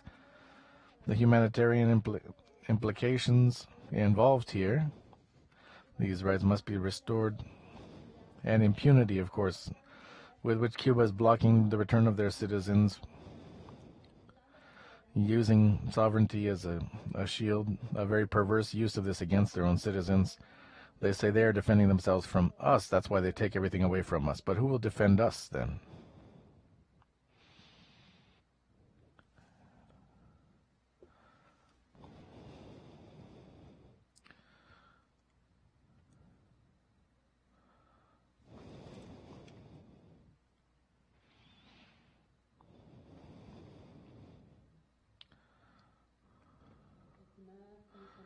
Members, commissioners, once again, thank you for opening this space to us. My name is Julia de la Sopa. I am a part of the organization, and I will be presenting the petition, which the organizations here and activists are requesting from the illustrious Inter-American Human Rights Commission. Firstly, issue a public statement calling on the state of Cuba to respect and guarantee the rights to the freedom of movement and selection of residency for their citizens, and in particular, and according to the Constitution of Cuba itself, the right to enter, transit through and leave national territory, change residence and domicile. Secondly, include this information in the thematic in their annual, include Cuba in Chapter B, 4B, including in a specific analysis of the right to the freedom of movement, which the state of Cuba will arbitrarily applies against people depending on their political opinion. Third, make a public reminder to the Cuban state regarding their obligations to protect and the human rights of the participants in this thematic hearing, as well as their relatives, so that they can continue to perform their work as defenders of human rights, including the free expression of their ideas and principles without being subject to acts of violence and harassment. Monitor the patterns of limiting human movement of people due to their political opinion, be it internally or abroad, through various policies that have been mentioned. Fifth, follow up on individual cases that are presented because of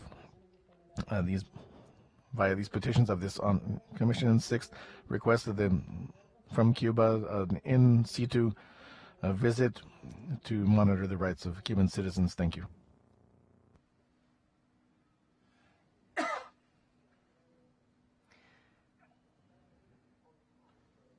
Funny red light on. Yes, exactly on time for us. I now invite my colleagues, the Commission, to speak, and I call on Commissioner Estrado Alon, the country rapporteur of Cuba, to start. Muchas gracias. Thank you very much, Chairperson. I would like to start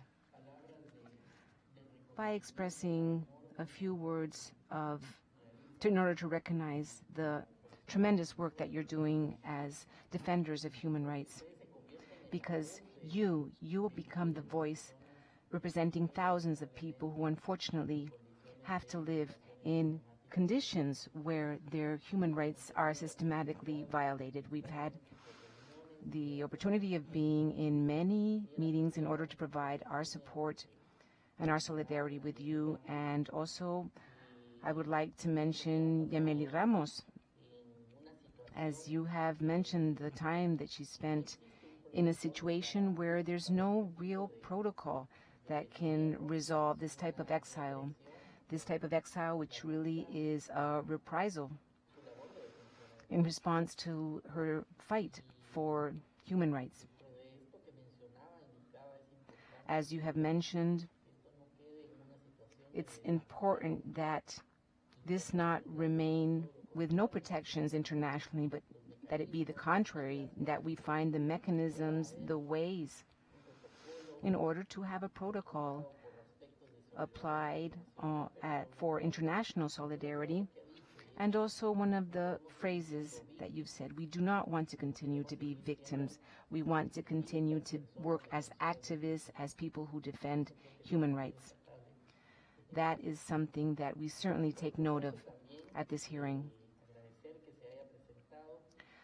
I would also like to thank Juan Antonio Madrazo for his testimony. He could not be here in person precisely because he is under government control currently, because he has fought for human rights and the government is now violating the freedom of movement to travel in this situation. I'd also like to point out that within the situations that we're hearing in Cuba, there's a central one, which is that a transition to democracy is needed. You cannot have respect for human rights without having a democracy. That is an item that should always be mentioned, because when we see young people speaking out, young people asking for democracy, it's exactly then when the reprisals and the government controls become stronger as they try to quiet those voices. There have been convictions in trials with no rights at all for the convicted, and sentences of 10, 15 years against democracy. What we see today is that now there is an abuse and a restriction of freedom of movement, both internally and internationally. And the purpose of this is exactly to silence these voices, silence any voice that requests and that demands this democratic opening. That is why it's important to have you here with our hearings, within our period of sessions. What we're looking for is to highlight these situations and to avoid them becoming normalized, these behaviors that violate human rights. There is a sensitivity, an awareness within the Commission in terms of Cuba's situation, and we understand that the network, the Cuban network, is a network that exists. We speak to the participants of said network, civil society, and we will continue to support your fight and to listen to your voice. Your voices today, where we hear and we see these brave women who tell us, who indicate that there's a pattern of behaviors, a systematic behavior that violates freedom of movement. That's what I wanted to say. Thank you. I now invite Commissioner Joel Hernandez to intervene.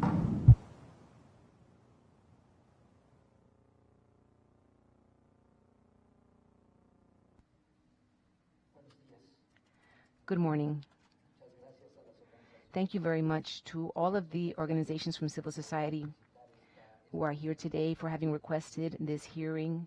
It's extremely important for the rapporteurship of persons in human mobility. It helps us learn about a very specific question, a very specific situation, which is the people who live in Cuba and their right to movement, their right to residence, their right to freedom of choice as to where they live. This is now being impacted national and internationally. We hear the description of the situation that you've given us. We clearly see there's a serious restriction to the freedom of movement, to the freedom of residence for Cuban nationals. And as I was saying, this is a clear violation of human rights. Not only is this a violation of the Declaration of the Rights of Man, to which Cuba has also signed,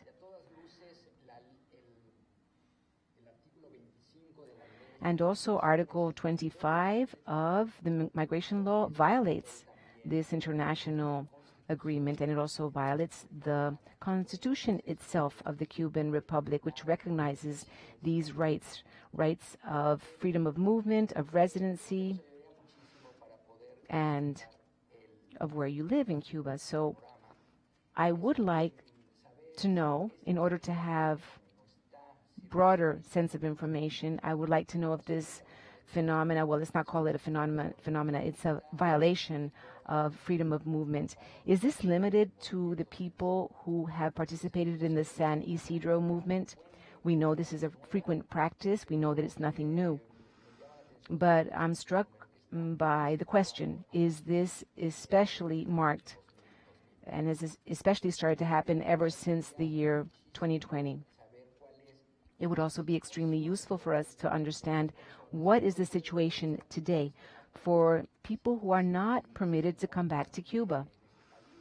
Where are they? Are they in the United States? Are they in other countries?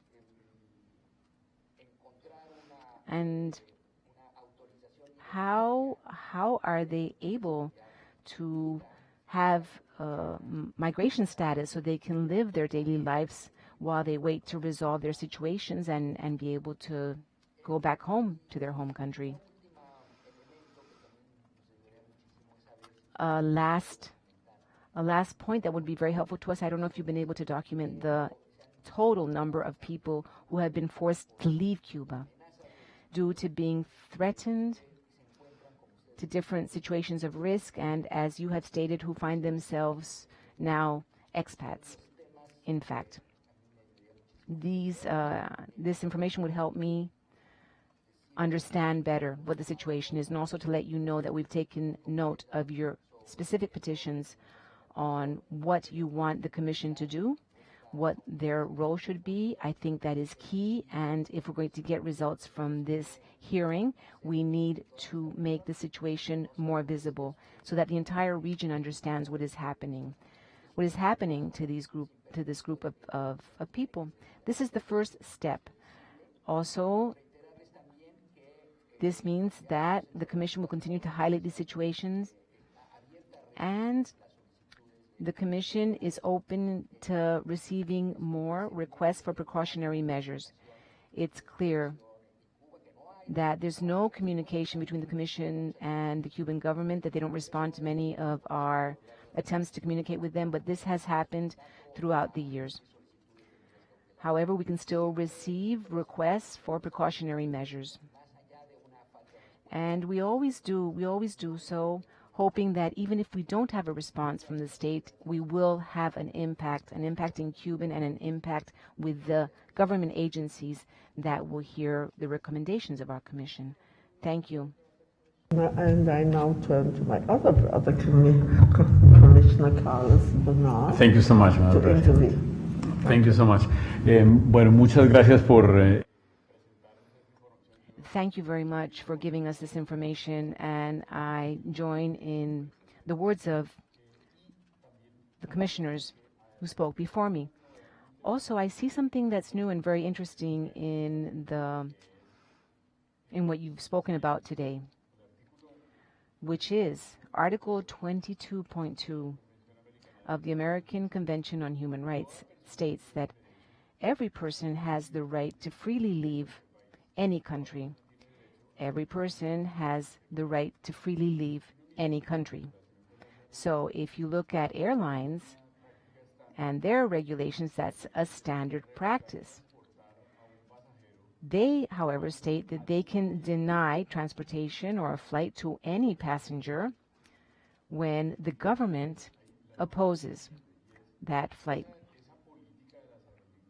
So this policy by airlines, it does not go above human rights. This is simply an internal rule of airlines within the United States, and we know that there have been some important hearings in terms of how airlines are behaving in terms of the rights that passengers have and their duties towards their passengers as well. So it seems like internal rules of an airline should not be above human rights agreements internationally, and that's a very important point. So maybe the ECER could develop this a little further and maybe put a little more teeth into it. Thank you very much. I now invite Maria Claudia. Do you wish to intervene? De manera muy corta, señora presidenta. I'll be very brief, Madam Chairperson. First of all, I'd like to thank you for all of the information that you provided us with, and also to state that, of course, every time we do a country report in the Commission, we turn to primary sources and then we turn to secondary sources. In the case of Cuban, we have wanted to do on-site visits, observational visits, but we've had no response. However, that does not mean that in all of the reports that we publish, we are not including all of the information that we receive in our public hearings, such as this one, cases, petitions, precautionary measures, and also during the work meetings that we carry out on a regular basis, as well as our secondary sources. I'd also like to let you know that we're about to publish our report on April 21st for the 2022 Commission. So please, I do hope that you will refer to Chapter 4 from the Commission, where we talk about the whole monitoring situation, the scenario region-wide.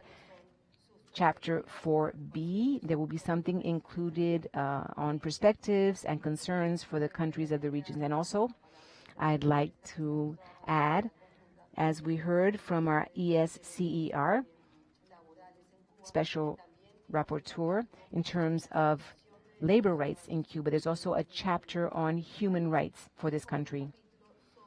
And another chapter on access to justice, because it's very worrisome,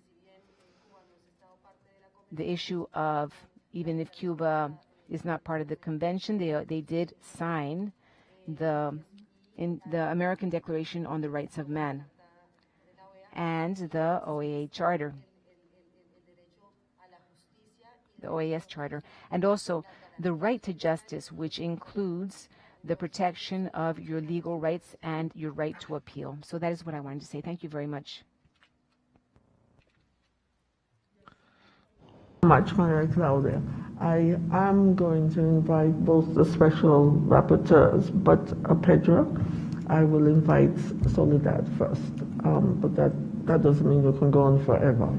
Ya, será muy breve. Yes, I will be very quick, Chairperson. Thank you very much. In relation to the point of companies and human rights, the report that we prepared regarding labor and union rights in Cuba,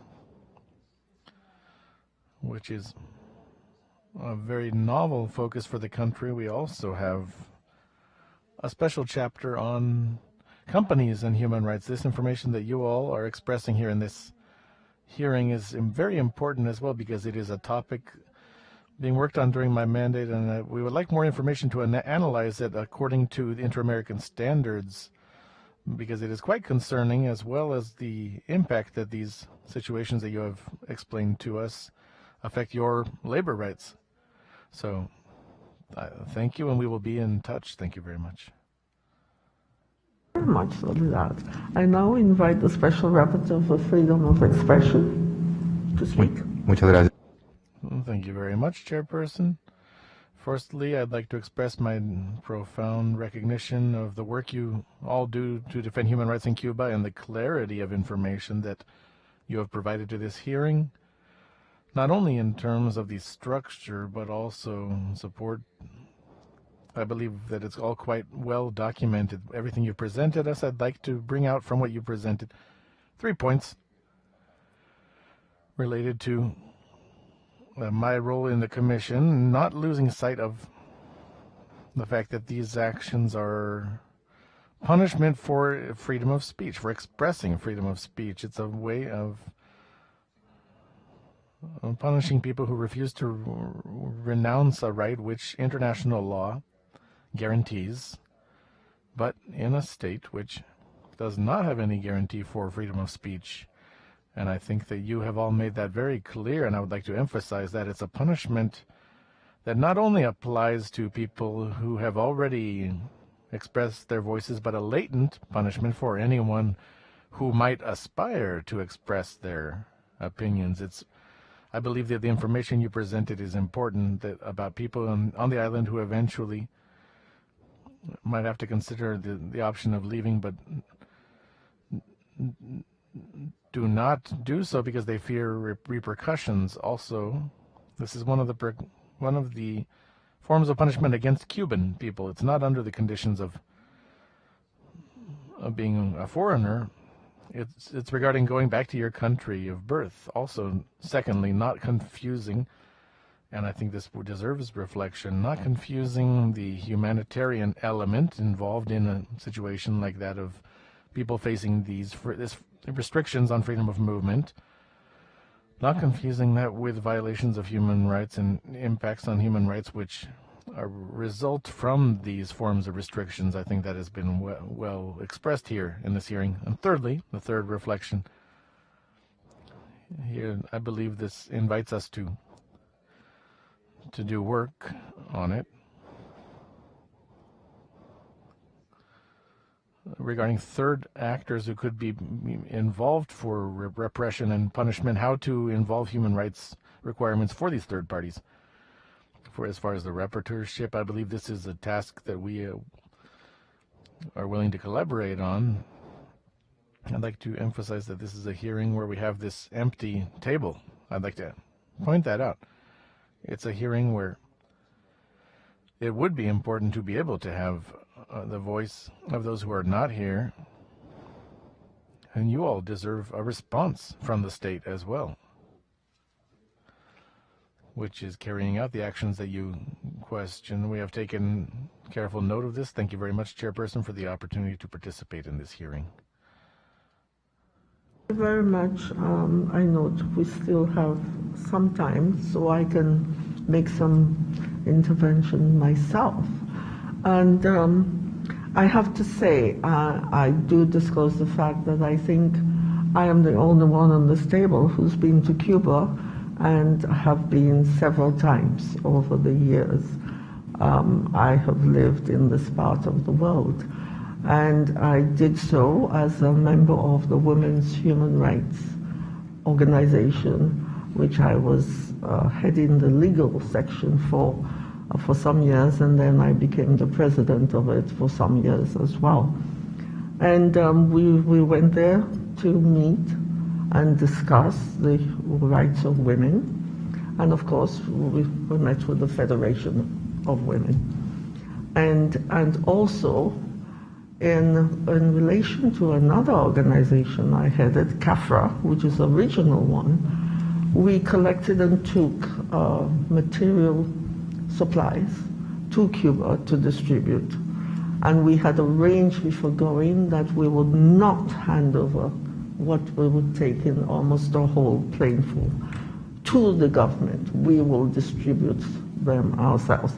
We had a little bit of problem at the airport, and I had to, as the legal person again, I had to threaten that we would make it an international human rights legal issue if they interfered with our property, because it was ours until we gave them to whoever we wished and with organizations we wished. And eventually it was agreed that we would put them in a room, padlock it, and they gave us the key. And we did. We distributed it. And it was always so painful when we spoke to Cubans themselves, what they were undergoing. And this was from the late 80s, early 90s onwards. And Cuba is a beautiful country. It has a whole lot of promise. And yet, so many people were forced to live under the poverty level and thing. And we will go to the local informal markets to help to let some Cubans have some currency. And then you had the dollar shops, which were there for those Cubans who got US dollars and pounds and francs and so on, who could go and spend them there. But the majority of Cubans could not, because they didn't. And I did notice, and we did notice, because most of us from the Caribbean, that the persons of African descent, of course, would never be in any employment which would make them receive tips or honoraria or anything in foreign currency. So, of course, they were never near those shops.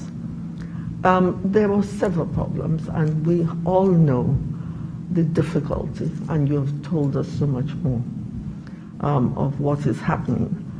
And I would like to hear some more from you.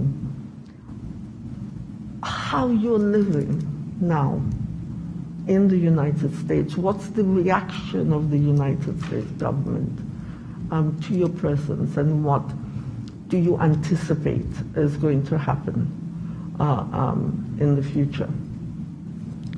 And also, are you readily able to communicate freely with your family members still in Cuba?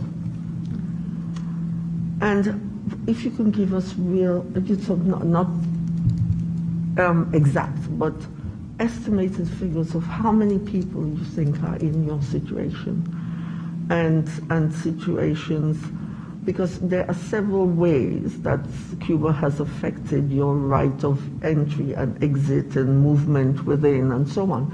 And it would be good if we can have more information on how many people fall within Category A, movement within the country, Category B, traveling abroad, and C, re-entry after you've been abroad. Because we have I've experienced within the Commission, the lack of attendance of Cubans who are supposed to come to meetings, because on the day they are leaving, they're suddenly stopped at the airport, and some of them are detained and some of them are just sent home, and so on. This has been going on for much too long, and we really would like to have more information definitively about it so that we can act as best as we can. We thank you for being here with us and informing us about this. Now, you have a further 22 minutes to speak. Thank you.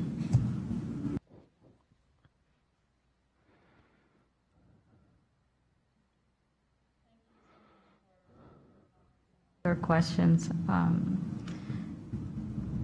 Voy a empezar. I will begin to refer a bit to the broader context to help you all understand what situation is occurring with this repressive pattern. Firstly, it's very difficult to know exact figures, apart from the cases that we have contact with through our activism, because many people who go through this situation have historically gone through this situation throughout 6 decades. Many of these people do not share their testimony because when you leave the country, now, for instance, we are here, but Larissa can testify more specifically to this, that our relatives may be threatened by the work that we are doing from here. Many people are inhibited from sharing their testimony of repression, even outside of Cuba. So this repression of freedom of speech continues outside of Cuba. We would also like to show that these patterns for political reasons are occurring in the context of a humanitarian crisis aggravated by the COVID pandemic and policies developed through the repression of different protest movements, and the protest that began in summer of last year. It goes over the figure of 300,000 Cubans who have just fundamentally chosen irregular paths through land, and then after leaving it on a plane or by sea, migrating. They included hundreds of people who have participated in various moments in these protests and flee the countries before they become targeted by the state's repression. Some members of 11J have seen this as the last resource to avoid imprisonment, as in the case of these sisters that I have named. They came to the United States on a raft, and they are applying for political asylum. The activist Elis Torres, after a period of being a political prisoner, was let out, and she fled from the repression that she knew would continue, and she fled on a raft. She was detained for a time at the Guantanamo Navy base because she was intercepted by the authorities, the U.S. border authorities. And after her procedure for political asylum was approved, she came here. Also, the cases that we have documented of relatives of political prisoners, for instance, and Daniela is another person I mentioned. They have come to Germany after going to Serbia. Then they go to Germany and request political asylum. That's become a new place of destination, but many people like Teresa Rodriguez, the mother of other political prisoners who made the entire trip through Russia in the middle of the war, in the middle of this entire crisis, crossing borders until they finally made it to Spain, where they're applying for the process of political asylum. Often these countries do not recognize really the political crisis there is in Cuba, and those proceedings can take years. Also, these people left, the majority of them, when the Cuban state removed the COVID restrictions on mobility, which began in 2000. For more than a year, the country was on lockdown. Then when everything opens up, this massive exodus begins, which we see now to all of these places of destination, all that are possible. So Larissa will continue answering the questions. Thank you. Well, regarding the question that Joel Hernandez asked, if this is only for members of this movement, the forced exile practice is historic. For movements, not just at an individual level, it's used to break organizations apart. For instance, in my case, I'm in forced exile. In 2017, I left Cuba, and before I left, the state authorities and public prosecutor's office said that I could, if I left, which was regulated, they would remove the regulation, but I could not come back to Cuba. And using this testimony to give an example of what is happening, there's another case of someone who could not go back to Cuba, which during these 5 years that I've been in this country, the state security, especially after July 11th, when I began my work with the organization and this entire team, I visited my mother 3 times. She is 65 years old. My mother is not an activist. She's not a human rights defender. She's just my mother. And she is subjected to pressure. Simply, because I'm outside. Because of what I do. Trying to get the organization to disappear. That's forced exile. And pressure used on relatives is a form of punishing you that continues affecting those of us who are outside of the country. So this goes a bit beyond a simple event related to one group, one organization. Organizations, for instance, in 2016, I did a research project. There were several organizations operating in Cuba. More than 70% of them no longer exist because their leaders have been forced into exile, and the organization disappears entirely. It no longer exists. This is a continuous practice.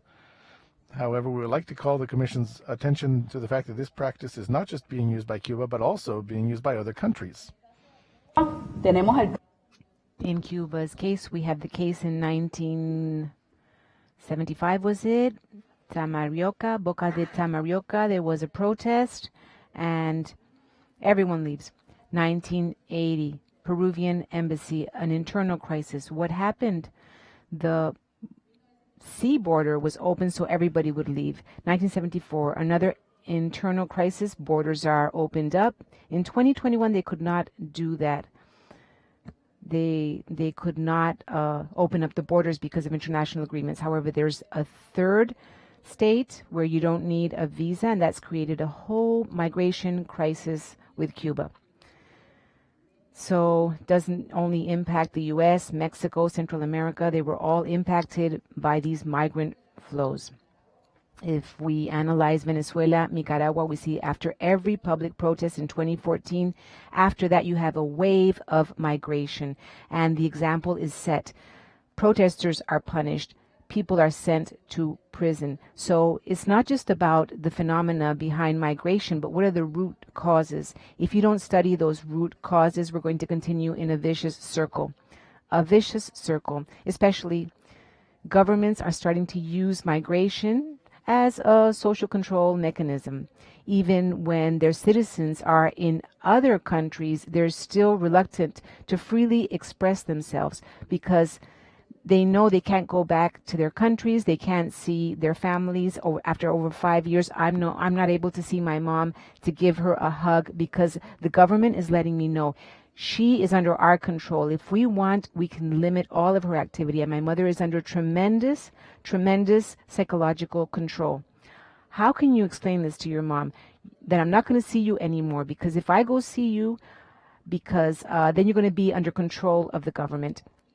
It's very hard. And I think we need to understand this. And this is not only happening to the Cubans, it's happening also in Venezuela, in Nicaragua as well. People can go through that. We need to pay attention to this because this goes beyond whatever I may do as an individual person. Why should my mother be punished because of the work that I am doing? So what am I supposed to do? What is the best way I can protect my mother from government repression? It's for me to stop all of my activity. So that is something I would like to share with all of you. We have to think about the root causes. This cannot continue to happen, that they use migration as a tool to punish us, as a way of controlling all the immigrants, all of them. And I'm not saying economic migrants. I'm saying migrants who have no way of changing the reality in their own countries. They can't speak freely. We have to leave the country because if we speak freely, they will abuse us, they will beat us up, they will punish us, and there's no way to live your life in these countries. And because of this, I would like to share with you that I believe we have to study the root causes of migration within the context of human mobility. I would like to briefly make some remarks, respond to what we've been hearing. The context of immigration.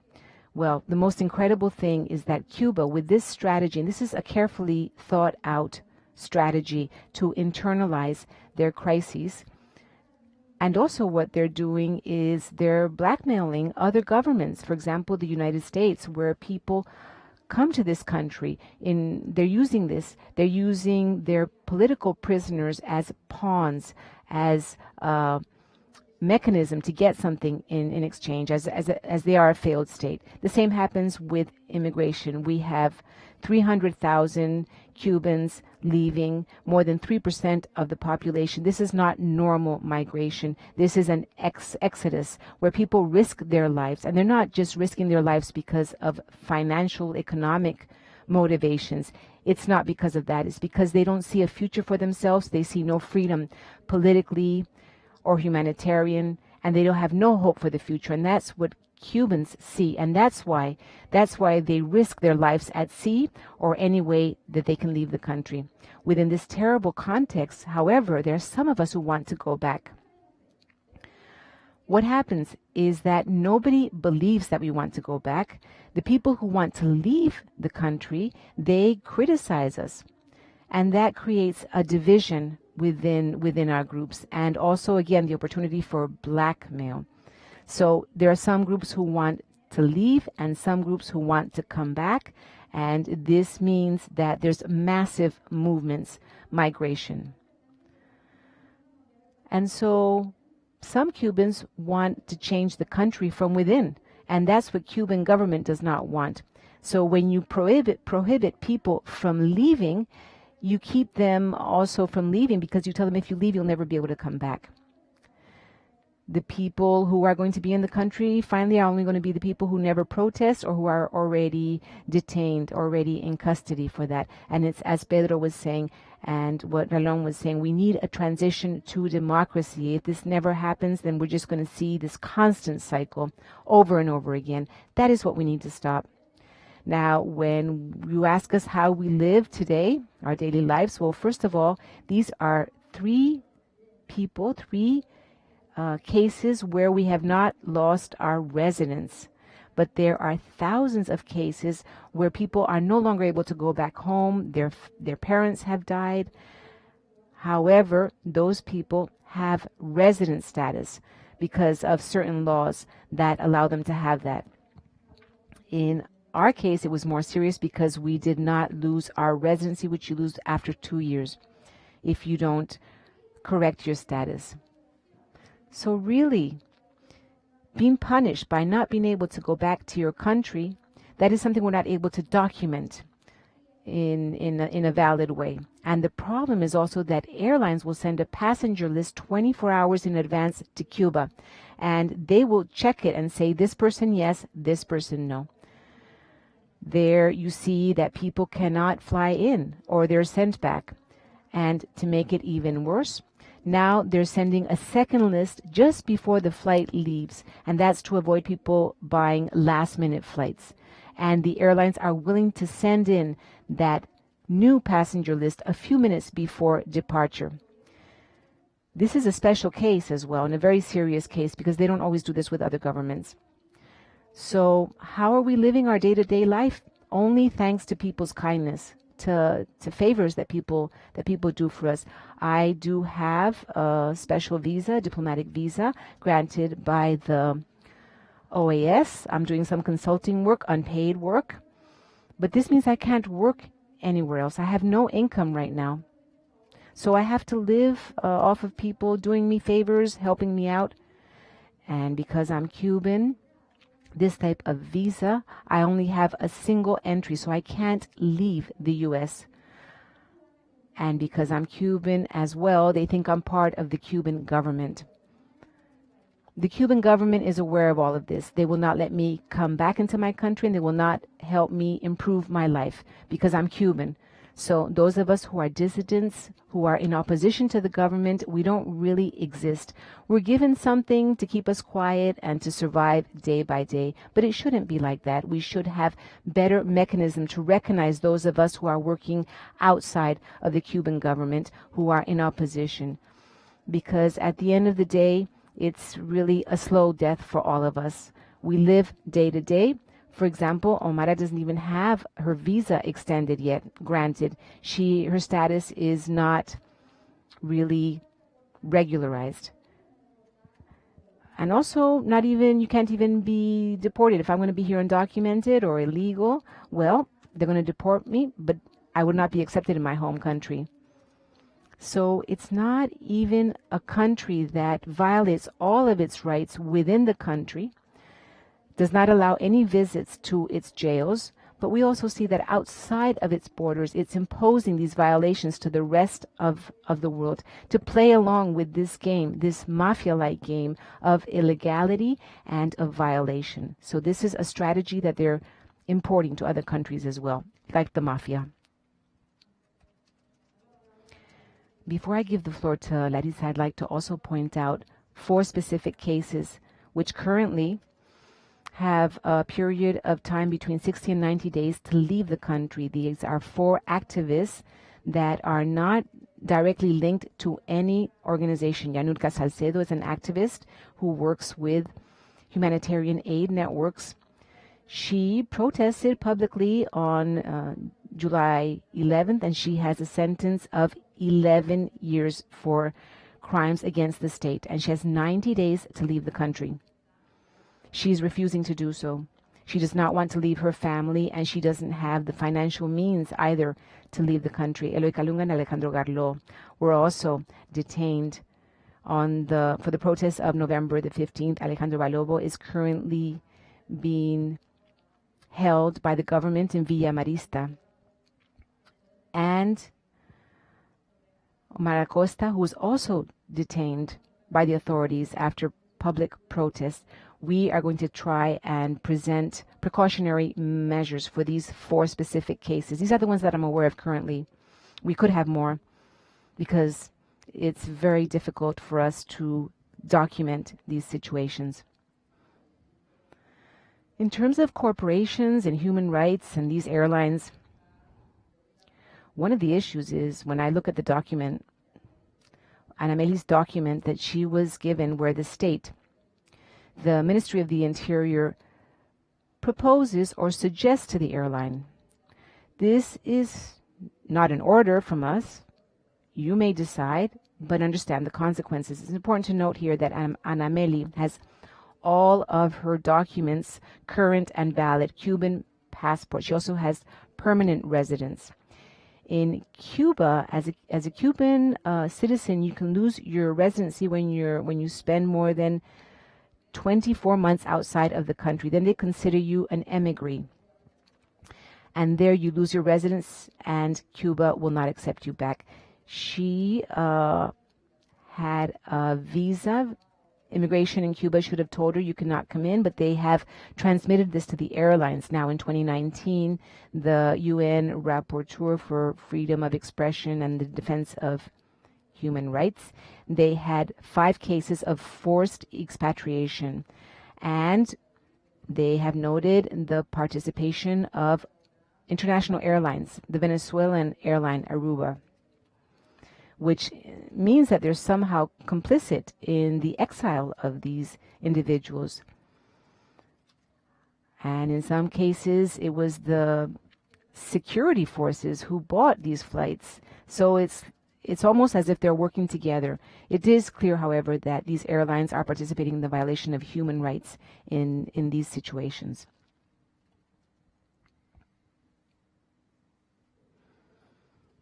We are really on time, thank you. Well, quite 2 minutes, which I'm supposed to have 3 minutes to close, but it really matters not because it's good for us to hear you. And in closing, I just want to say that we cannot thank you enough for coming here and telling us the reality of what is happening, of the right to movement of persons in Cuba, within and without, and re-entry, which are basic rights. They're customary human rights. You know, that you have freedom of movement within your country, and to leave and to go back to your home. And we are aware that this is a political tool of the government of the state of Cuba in order to punish those who they consider dissidents because you don't agree with what we're saying and doing, so you suffer for it. And your family members, your next of kin, are also brought under the umbrella of suffering. But I do hope that we can at some point succeed in having the executive in Cuba act with more respect for the human rights and dignity of its own people. Its own people. You were born in Cuba. It is your country, your home, and you have a right, an inherent right to be there if you so choose. So we will keep on trying. As the Vice Executive Secretary has pointed out, the annual report will be out shortly, and we will have all these inclusions in it about Cuba. So it would be good for you to check on it on our website, and then continue to send us information about yourselves and others that you know about, so that because Cuba is within the jurisdiction of the Commission, so that we can use mechanisms to communicate with the state safely for your safety, because your bravery is apparent to everyone who's here. But we can act with some of our mechanisms to get Cuba to take your situations and the movement of so many of its people to do something within the boundaries of respect for your human rights and others, and the basic concept of respecting your human dignity that ought to be for every state. And I'm pleased you mentioned the fact that this kind of practice is spread to other states within the region. We're very well aware of it, and we deal with those as well. I try to. But please, we need information from you. And if you can send us any information after this, could you try to do it within 30 days? And as soon as possible, so that we can use it as well. But the question asked by my learned brother was in fact to the point, because airlines ought to consider how they are acting in this manner. Because the first year I was in the commission, I was leaving Jamaica for Honduras, and I had no Honduran visa in my Jamaican passport. And the airline wanted to stop me leaving and going to Honduras. So I showed them the OAS passport, which lists the countries which are part of the OAS, and that I had the right to be there because Honduras was under the jurisdiction of the Commission. And they had to call the Minister of Foreign Affairs to check on it. This was the first flight in the morning, early in the morning. And I said to them, if I do not get on that flight, you will meet all the expenses that the Commission has gone through to buy my ticket, to fix my residence in Honduras, and all the expenses connected, and damages for me as well. And anyway, in the end, I got on the plane. But airlines have to meet with, like us, yes. And we ought to have discussions with them to see how best we can deal with situations that you find yourselves in, but then you meet the barrier within your own country. We have to find a way. And thank you very much. I thank all of you who are here, who have listened to this hearing, and I also thank our interpreters. Thank you for helping us understand the entire process. Thank you, and I wish you all the best. And we salute your courage and your strength. Thank you. Oh, this hearing is at an end. Sorry.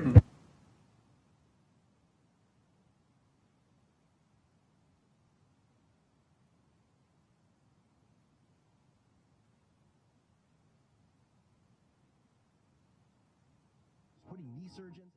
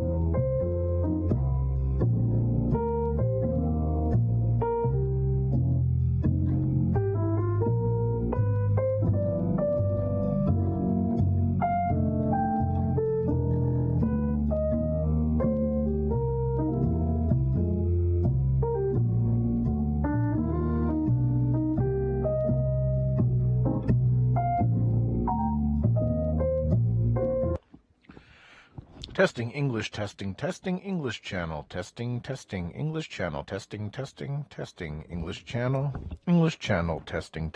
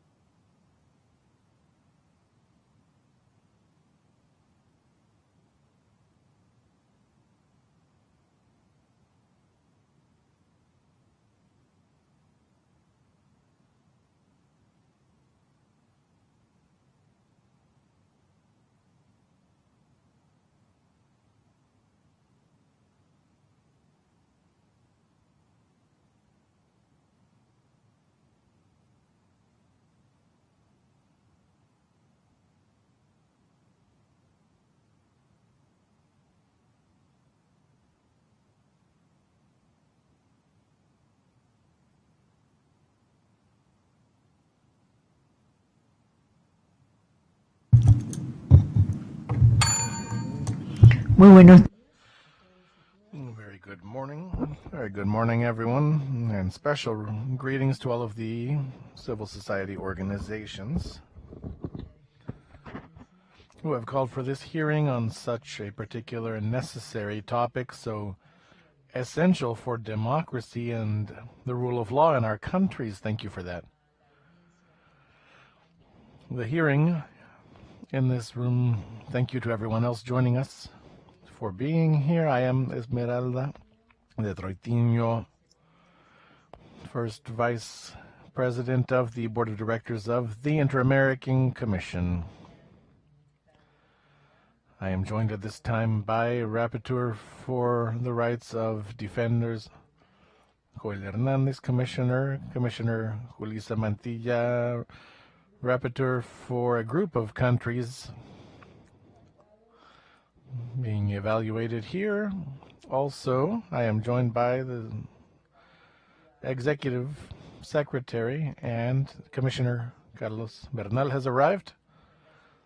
Thank you very much for participating as well, Commissioner, and the Executive Secretary, Daniel Renaud, Secretary Executive, Adjunct Secretary Executive, Maria Claudia Pulido, Secretary Executive, Adjunct Secretary Executive, Jorge Mesa, Special Rapporteur for Freedom of Expression, Pedro Vaca, and all of our technical team joining us for the effectivity and holding of this hearing. And so that I don't forget at the end, I'm going to make a recognition of our interpreters, because They allow us to hold these activities in the most effective way possible. Thank you very much for your work. I know that all of you are aware of the breakdown of time during these hearings. We have 25 minutes for initial participation with you, the petitioners, and we have from the Commission 25 minutes, which we will be sharing with the participants, and then we will give you another 22 minutes for any comments you wish to make, and we will conclude with a few minutes for the closing of the hearing. As I said, this hearing has a very special importance, a special significance, because the aim of it is to present very necessary information regarding the threats to judicial independence in the nations of Central America and also in some countries of South America. At this time, we will hear from judges from our nations who have been directly affected with regards to their independence. How these steps backwards in our justice systems, in the judicial administrative organs, affects the independence of the judicial system. And as a commission, what we desire is to be able to have the information allowing us to conduct an evaluation of the extreme significance and of ensuring the independence of the judiciary in our justice systems as the central point for ensuring the rule of law.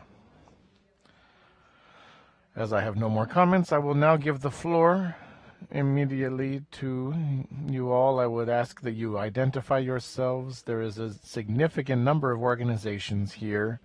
I believe that there are some 20, the petitioners of this audience. So please identify yourselves, your names, and the organizations which you represent. You now have the floor. Very good afternoon. My name is Adriano Roku. I am a judge of Costa Rica and the current president of the Latin American Federation of Magistrates, FLAM, and vice president of the Central American Association of Judges for Democracy, making up all of the countries of Central America and Latin America. We are here from various associations of judges here. There are only judges here at this main table who are appearing before you to express our concern regarding the severe threats and common threats which directly violate judicial independence, regarding mobility of the charge and various structural reforms which judges issue, along with other state entities, as well as the severe criminalization and attacks on the freedom and integrity of judges.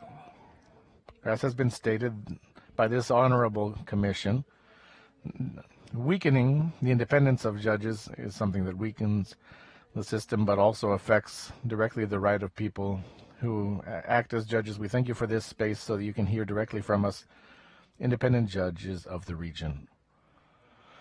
Good afternoon. I am Leonardo Mendez of the Association of Magistrates of Uruguay. In Uruguay, there is a worrisome case of the internal independence of the magistrates being affected. The Constitution confers to the Supreme Court of Justice practically absolute and unrestricted powers over the judicial branch, concentrating all powers over the judges, among them the power to qualify their work and resolve with absolute freedom their functional career. In short, The democratic legitimacy and fate of almost all Uruguayan judges derives exclusively from the direct discretionary power wielded by 5 public officials. In this context, the only guarantee for the Uruguayan people would be the existence of an objective, transparent judicial career essentially based on experience under a clear system for measuring professional competencies and capacities in accordance with the statute of the Ibero-American judge. However, this is not the case with Uruguay. Currently, our system of promotions and transfers is based on selective, secret, anonymous qualifications under a non-pre-established criteria. The ratings are not universal and are made by second-instance judges when studying the appellate sentences issued by the first-instance judges, without rating the totality of that work due to arbitrary quota limitations imposed by the court.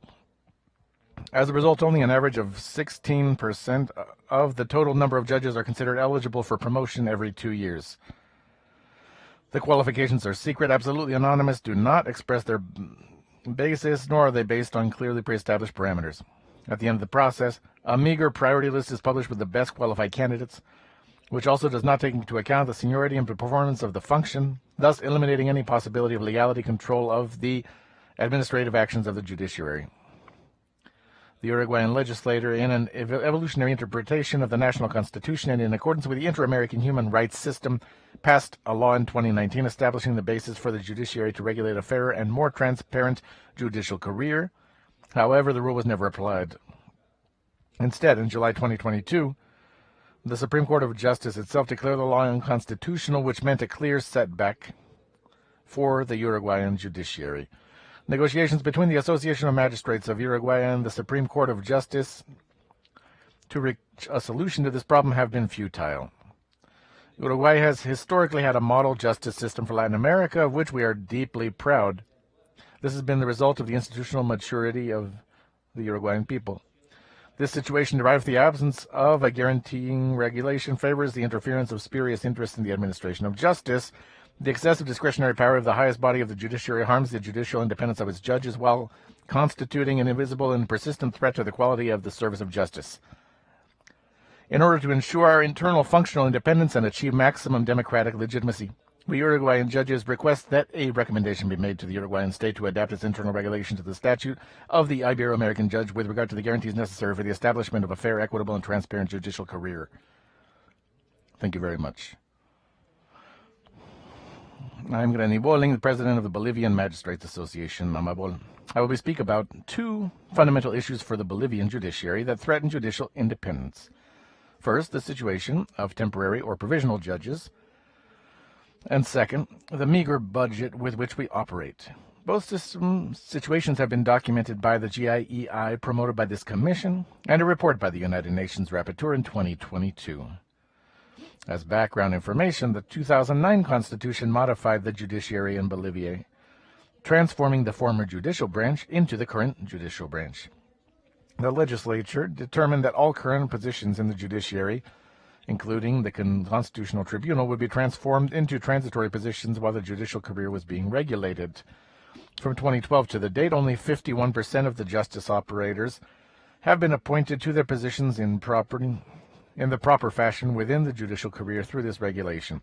Of 1,134 judges, 49% operate with temporary positions, being subject to untimely or arbitrary removal.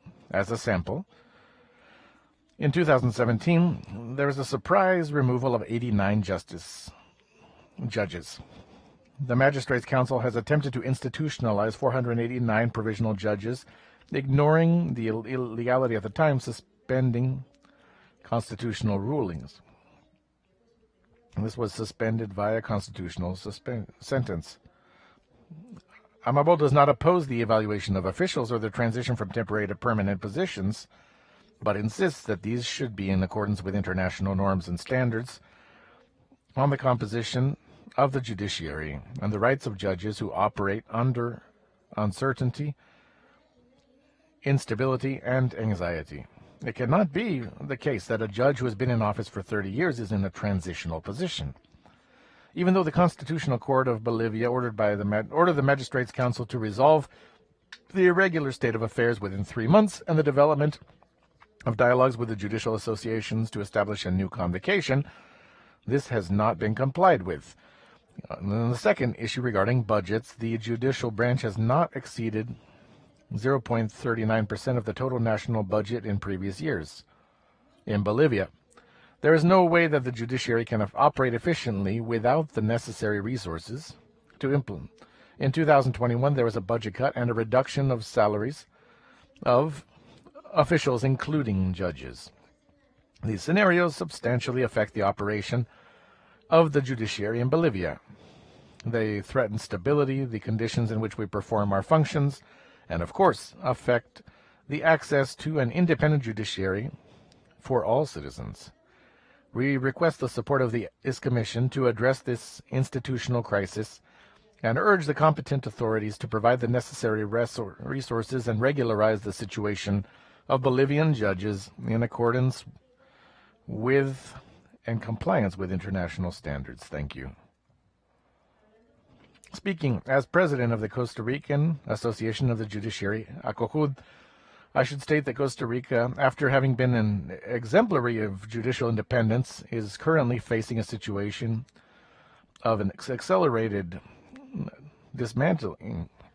Reforms have been approved of an authoritarian nature which have had structural impact on the judiciary, undermining its independence and access to the service provided to citizens. I can state that we are currently at a breaking point in which the independence must be strengthened. Following the example of other countries, we must state that we must avoid this situation becoming irreversible. This should be alarming for all of us. In 2017, the judicial branch was reformed in a regressive and unequal manner in relation to other national retirement systems, which radically affected the retirement conditions of justice operators. The most serious thing is that it was done ignoring the constitutional requirements, although in the end, unfortunately, the Constitutional Chamber,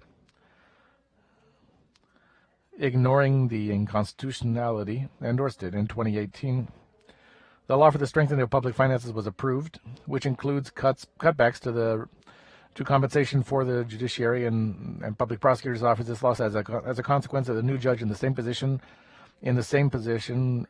conducting the same activities, will earn 35% less salary than myself. For instance, I've been a judge since before the reform. This has been reported by us without any response. This law has also prevented the implementation of already approved laws such as the fight against organized crime and family and agrarian laws.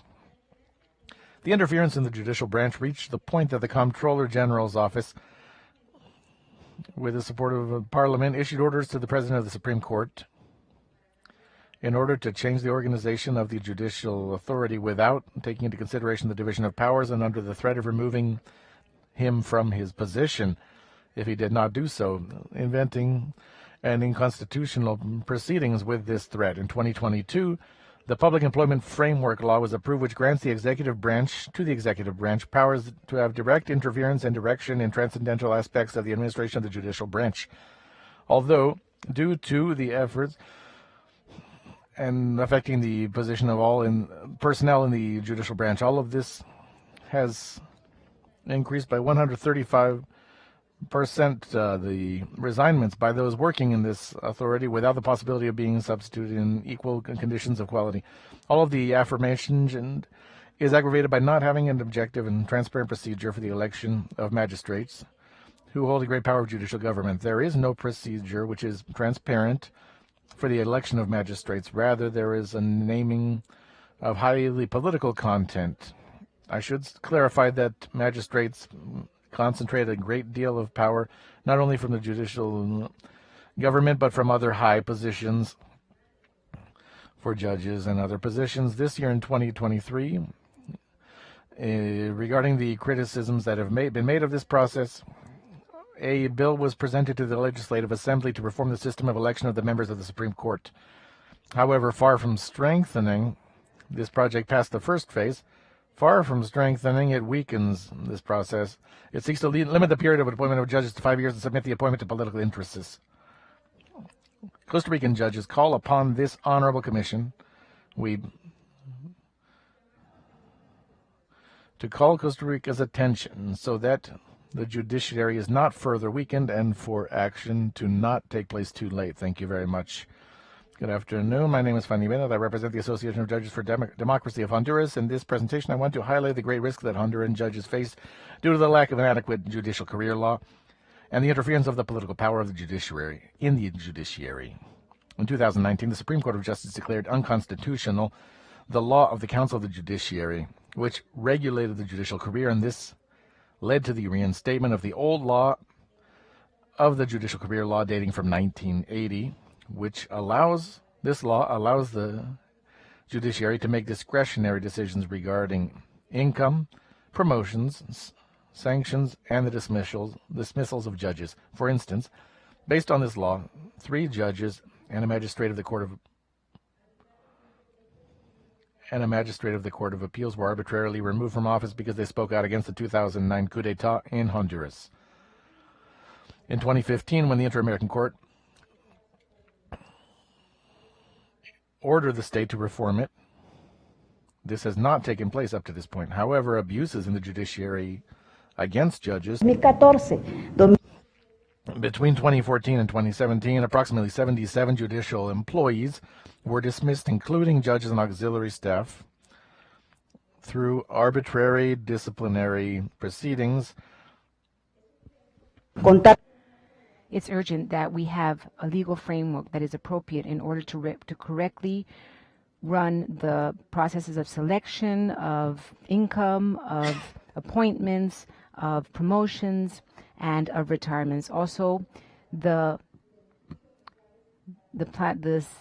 retirement plans must be correctly managed, and wages and salaries and benefits. Unfortunately, to date, judges have not been allowed to participate in this construction of a new judicial career and having a council for our judicial power.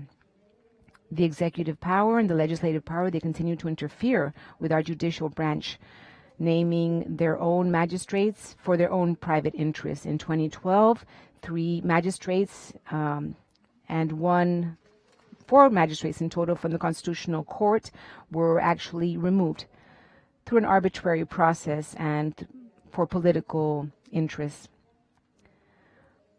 On the other hand, recently we have seen that the chief judge of the Supreme Court, the presiding judge in the Council for Security, has some worrisome background activity in terms of the separation of powers. On the other hand, we're also worried about the constant attacks against us, the attempts to smear us. In Honduras, we have high levels of criminality, of impunity, and violence. And we have a law that protects all of those who work within the system of justice, but oftentimes we do see total impunity, including when violent deaths have taken place. In the year 2020, the executive power did not renew the mandate of the Support Mission Against Corruption and Impunity, which was created with the support of the OAS, the MACCIH, presented more than 10 cases of great corruption, but nothing was done, and those who work within the system of justice are still at risk. That's why we are here before this honorable commission. We would like you to demand from the state of Honduras that they comply with a new law, creating a new law to protect the safety and protection for judges and to respect the separation of power. Good afternoon, commissioners. And to our executive secretary, I'm Sidney Blanco from El Salvador. I was in the judicial branch for more than 25 years, and I was removed in 2021 due to a reform in the law because I was over 60 years old. In El Salvador, judicial independence has been destroyed and dismissed by the President of the Republic and the legislators working in complicity with the Supreme Court. This has been happening since 2021, and you can see this happening in many ways. First, on May the 1st of 2021, without the right to any defense or any right of appeal, 5 members of the Constitutional Court and the Attorney General were removed from office. There's no consequence when this type of political action is taken. Second, in September 2021, the Judicial Careers Act was reformed, and a group of judges were immediately removed because they were older than 60 years old or they had more than 30 years in service. This means that they violated their rights to judicial security in their employment and their dignity and their rights, going against the Inter-American Convention. For example, also they're trying to impose laws, for example, the faceless judges, judgment in absentia, ad hoc judges, and they're trying to impose other measures. Judges have not even dared to speak out against this violation of the Constitution because they are worried about reprisals. Fourth of all, for a year we've had in effect a state of emergency which suspends rights and constitutional guarantees. More than 65,000 people have been arrested, and there are many complaints filed for habeas corpus before the Constitutional Court, but they have not ruled in this respect. Fifth, the Supreme Court of Justice, who is in charge of managing judicial careers, has appointed many judges without following legal procedures. They have also decreed that there is total confidentiality in terms of the judges being appointed now and their CVs. They are also imposing arbitrary punishments and rewards on judges, responding to their loyalty, opinions, or attitudes. The same goes for public servants in the courts. Also, for the Supreme Court, they have applied a humiliating process for those older than 60 years old, judges who are over 60. They have removed them from their post, from the bench. And despite them having had many years of service for the courts, and now they are only temporary hires. I am one of the judges who was offered early retirement payout, and I also rejected that. And then I was literally fired at that point after 25 years on the bench because I was over 60 years old. Commissioners, judges in El Salvador are afraid now of expressing themselves freely because they are afraid of being removed from the bench, of being arbitrarily transferred, of going through a criminal or disciplinary hearing just because they are exercising their independence. And they're also even afraid sometimes to be seen in the company of their braver colleagues. This lack of independence is impacting our judicial branch, and it's also destroying many of our human rights. Honorable Commission, my name is Carlos Ruano, and I am a judge of the trial courts of Guatemala, and I belong to the Asociación Guatemalteca de Jueces por la Integridad. I would like to let you know of the extreme situation where we see cases of corruption, violations of human rights, and organized crime in Guatemala. Due to this persecution, more than 25 operators of justice have had to leave in exile in order to protect their freedoms and even to protect their own lives. The Commission already has in-depth petitions from at least 15 of these people. The criminalization of the work of prosecutors, defense attorneys, judges who were noted for working against crime and for working against impunity, their situation becomes ever worse. This means serious setbacks, and it also means that criminal justice is being used in an incorrect way. There are made-up complaints, and there are also revenge taken against them because of their judicial decisions. That is why this Honorable Commission has included Guatemala in Chapter 4B in the yearly report of 2021, along with Nicaragua, Venezuela, and Cuba. Because of the abuse of pretrial systems, it is now used as a system of harassment. They also try to arbitrarily detain judges and operators of justice or even have them leave the country. And so Guatemala has seen a serious weakening of its judicial system.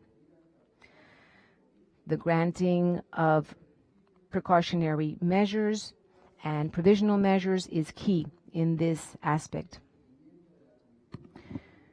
It is also necessary that the Commission monitor and follow up on these measures so that we can avoid seeing the repetition of these situations where the beneficiaries of such measures are forced to make decisions that are very difficult between arbitrary detention or leaving the country. For example, last year, we saw that 2 of my colleagues had to leave the country, the Judge Erika Exvan and the Judge Miguel Angel Gavit, who had precautionary measures and provisional measures, respectively. To this, we can add the lack of conditions and the lack of protections for those who belong to judiciary organizations. When you belong to any entity that looks for integrity, they have to suffer the impunity that is taking place right now, and they're not able to freely express their independence as a right. Also in Guatemala, since 2019, we are waiting for the renewal of the constitutional period of 5 years, and our periods are up, and that also means that judges are not able to remain on the bench as they should have. In my own particular case, I am being persecuted because I filed a complaint in 2017 against a judge from the Supreme Court who asked me to not move forward with a case against her son, who was accused of corruption. And so when I refused to give in to her pressure, then she filed a complaint against me. I go back to Guatemala hoping that the Supreme Court of Justice and our Constitutional Court will issue at least one decision where they will decide, as the people who are accusing me, it will be decided whether I will go to jail or not. Therefore, I ask this honorable commission to also ratify that decision. Finally, I'm going to present today some reports on the Latin American Commission for Judges from AFLAN and the International Union of Magistrates. This document has all of the information I have previously stated, and also it has a diagnosis on justice in Guatemala, prepared by an expert body in this respect. Good afternoon, Commissioners. I am Jorge Heraldo Bosques. I am President of the Commission for Judges for Democracy, and also I am the Secretary for the Association for Judges for Integrity. I am here to underscore the petitions that we have presented previously and that we are requesting from the Honorable Commission, that through their diverse mechanisms, they follow closely the situation that judges are in the region in the following way. First of all, taking into account the seriousness of the situation, that you create a special follow-up mechanism or a rapporteurship so that this may be closely and constantly monitored, and it may be monitored separately from other groups that involve defenders of human rights. Also, that press communiques, that press statements may respond to these attacks to our judicial independence. Also, that you include a hearing on judicial independence in all of your periods of session, that you also resolve efficiently and quickly all of the petitions presented by operators of justice, including when those who work in the justice system are criminalized or they receive a differential treatment, especially now urgently for Judge Ruano. 5, that you resolve in a priority, with priority, all of the petitions that are linked to judicial independence that are still due to be resolved. That you also reserve space when you have on-site visits, time to visit with the judges that belong to independent organizations and not just that work with the political powers and with the high courts. That you include in every country report a specific section on judicial independence. That you update your thematic reports on the protections for operators of the justice systems of 2013 so that you can also include the new threats that judges are facing in the region. And most especially, we would like to request from the commissioners that, especially for these countries, you prioritize as follows. First of all, you recommend that the state of Uruguay modifies its internal rules so that the judicial career is more transparent and more fair. That you ask the state of Bolivia that it recognize the judges' careers and you stop with the temporary measures. Also, that you talk to Costa Rica about the reform of their legal system and the structural consequences as to how they impact the judicial power.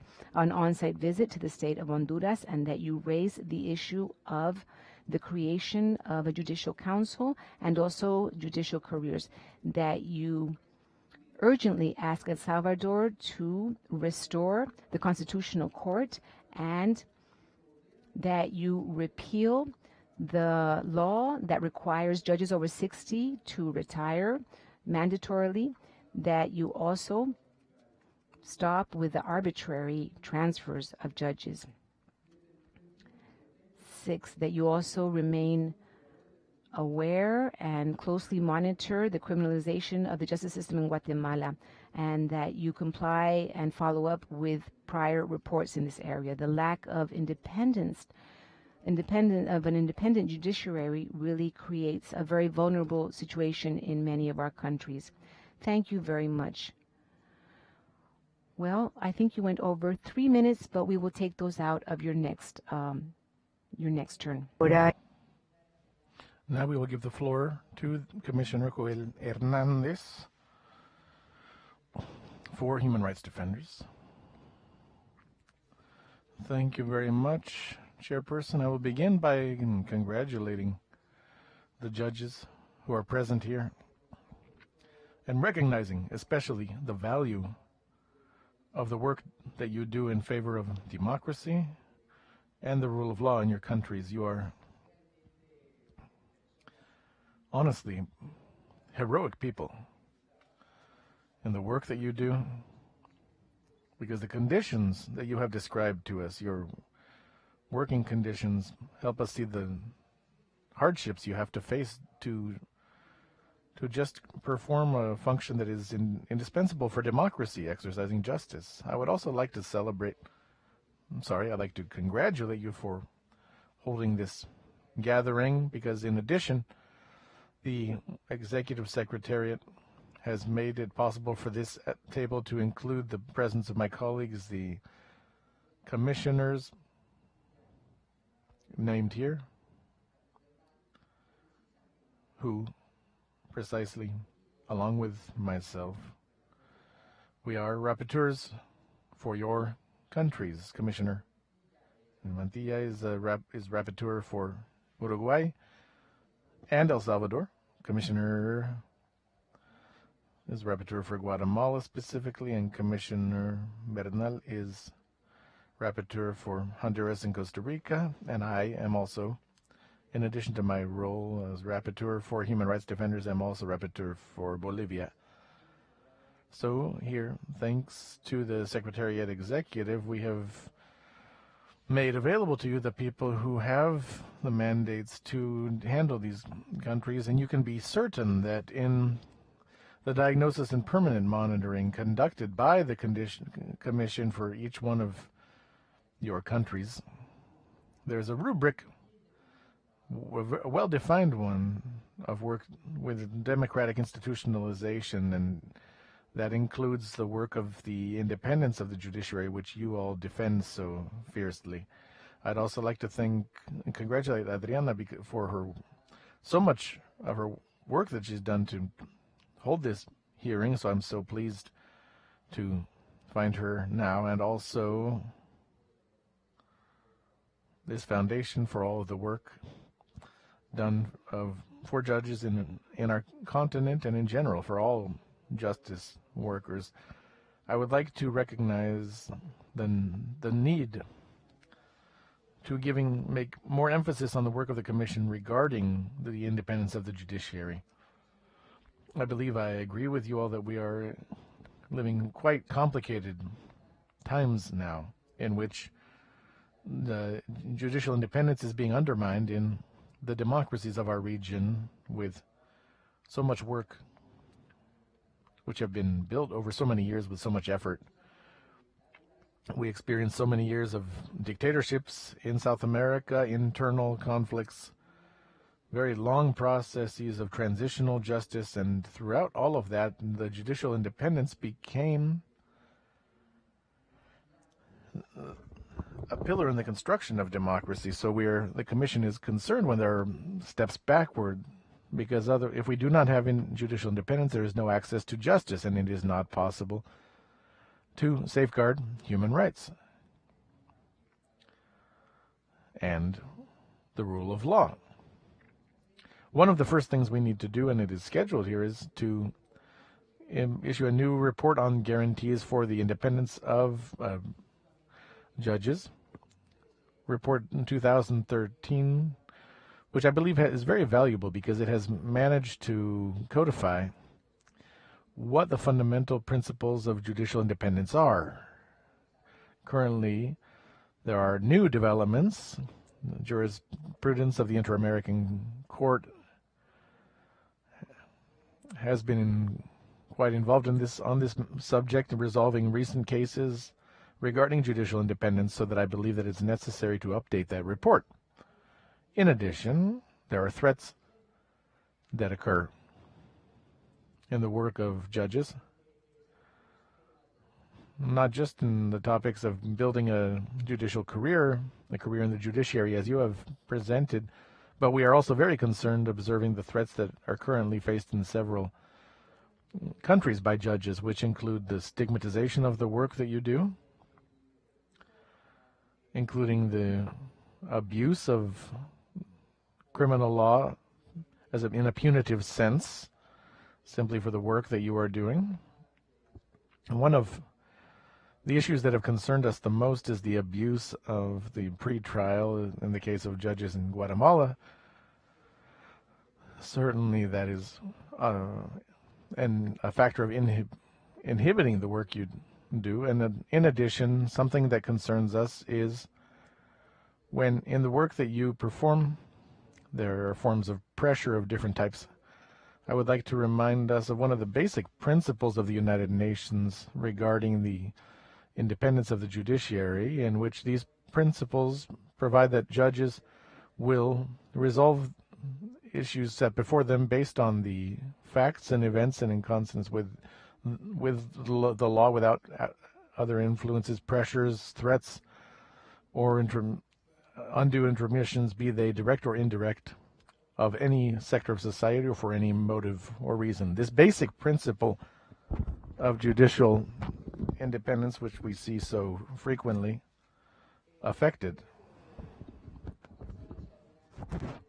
I believe that moving toward judicial independence goes through three basic principles. You have already mentioned them, but in order to contextualize them, I would like to mention them. Firstly, and most very importantly, the processes of selection and designation. We are concerned by the situation of what are called transitional judges in Bolivia. We would really like to have more information in detail about what is happening in Bolivia, especially, also as I'm mentioning Bolivia, hearing from you, what is the current status of judicial reform in Bolivia? We have the pending task of conducting an in situ visit to Bolivia. Also, there was a mention of a future in situ visit to Honduras. You can be certain that during those visits, there will be meetings with judges to become aware of the current status of the significant work that you all do, but I'm getting off track of the three topics I wanted to address. One, the importance of the processes of selection and designation. Second, and very important, the independence in the position, because and thirdly, procedures for the separation of the position. These three elements, selection, independence of the position, and separation, constitute the fundamental pillars for independence, the individual independence to exist for judges without prejudice to the institutional independence that should exist for the judiciary with regard to other public authorities of the state. So I will simply conclude by pointing out that we have taken notes of these specific requests that have been made of us. Some are already being worked on, and it's very clear for us that we need to accelerate our pace with others. It is certain that what we are observing currently in Guatemala and El Salvador expresses the importance of giving expedited procedures for the requests that have been presented before the Inter-American system, because that will be the only method of control that we will have to ameliorate many of the situations we are facing. Thank you. Thank you, Commissioner. I will now give the floor to the following group. Thank you very much, Chairperson. I will begin also with very respectful greetings and recognitions, as I always say, not just for your presence here at this hearing, which is an act of bravery and coherency, but also for your daily efforts and work that you do in your jobs, and as you have explained to us through other cases and the specific cases you present here, involves a risk and affectation of your professional development and also your personal and family life after so many years, when a person suffers a report or a persecution because of their job and the work they do, that affects them personally, but also their family, and so values get flipped. Now it seems that for doing the right thing, I'm going to be sanctioned, and for doing my job. That's a very dangerous message, and it weakens democracy and justice. So I want to firstly give you my best regards. Secondly, you made a series of requests that we are gathering here as the Commission, and you are very aware of them, I think, but as this hearing is also being transmitted live, many people are not necessarily connected to the judiciary world. And what the American Commission says, when you ask the Commission to exhort the states or request that states modify their legislation, fundamentally your request is for the American Convention, because Article 1 says the requirement to fulfill all of the different rights and requirements of the states without discrimination. Article 2 says the requirement of adopting provisions of internal law, that is to say, the exercise of all laws and rights, if it were not guaranteed within each state, then the states who are party commit to adopt according to their constitutional procedures and dispositions within the American Commission, the measures which are necessary to make effective said rights and liberties. That is, a signatory states to the American Convention should not just respect rights in general, but they are committing to adopt internal legislative measures to comply with the Convention. It's very important to remember that. And within this topic of state obligations, when there is a breach, it generates liability for the state. So there's a principle of unity. The legislative principles, the executive and judicial powers, and what is happening now generates liability for the state, responsibility. That's what I wanted to set forth first. And secondly, in addition to rapporteur for El Salvador and Uruguay, I am the rapporteur for the rights of women. And I would like to ask for specific information about how all of these attacks on judicial independence have an impact specifically on women, but not just beginning with these situations, but also what is the participation of women in the administration of justice?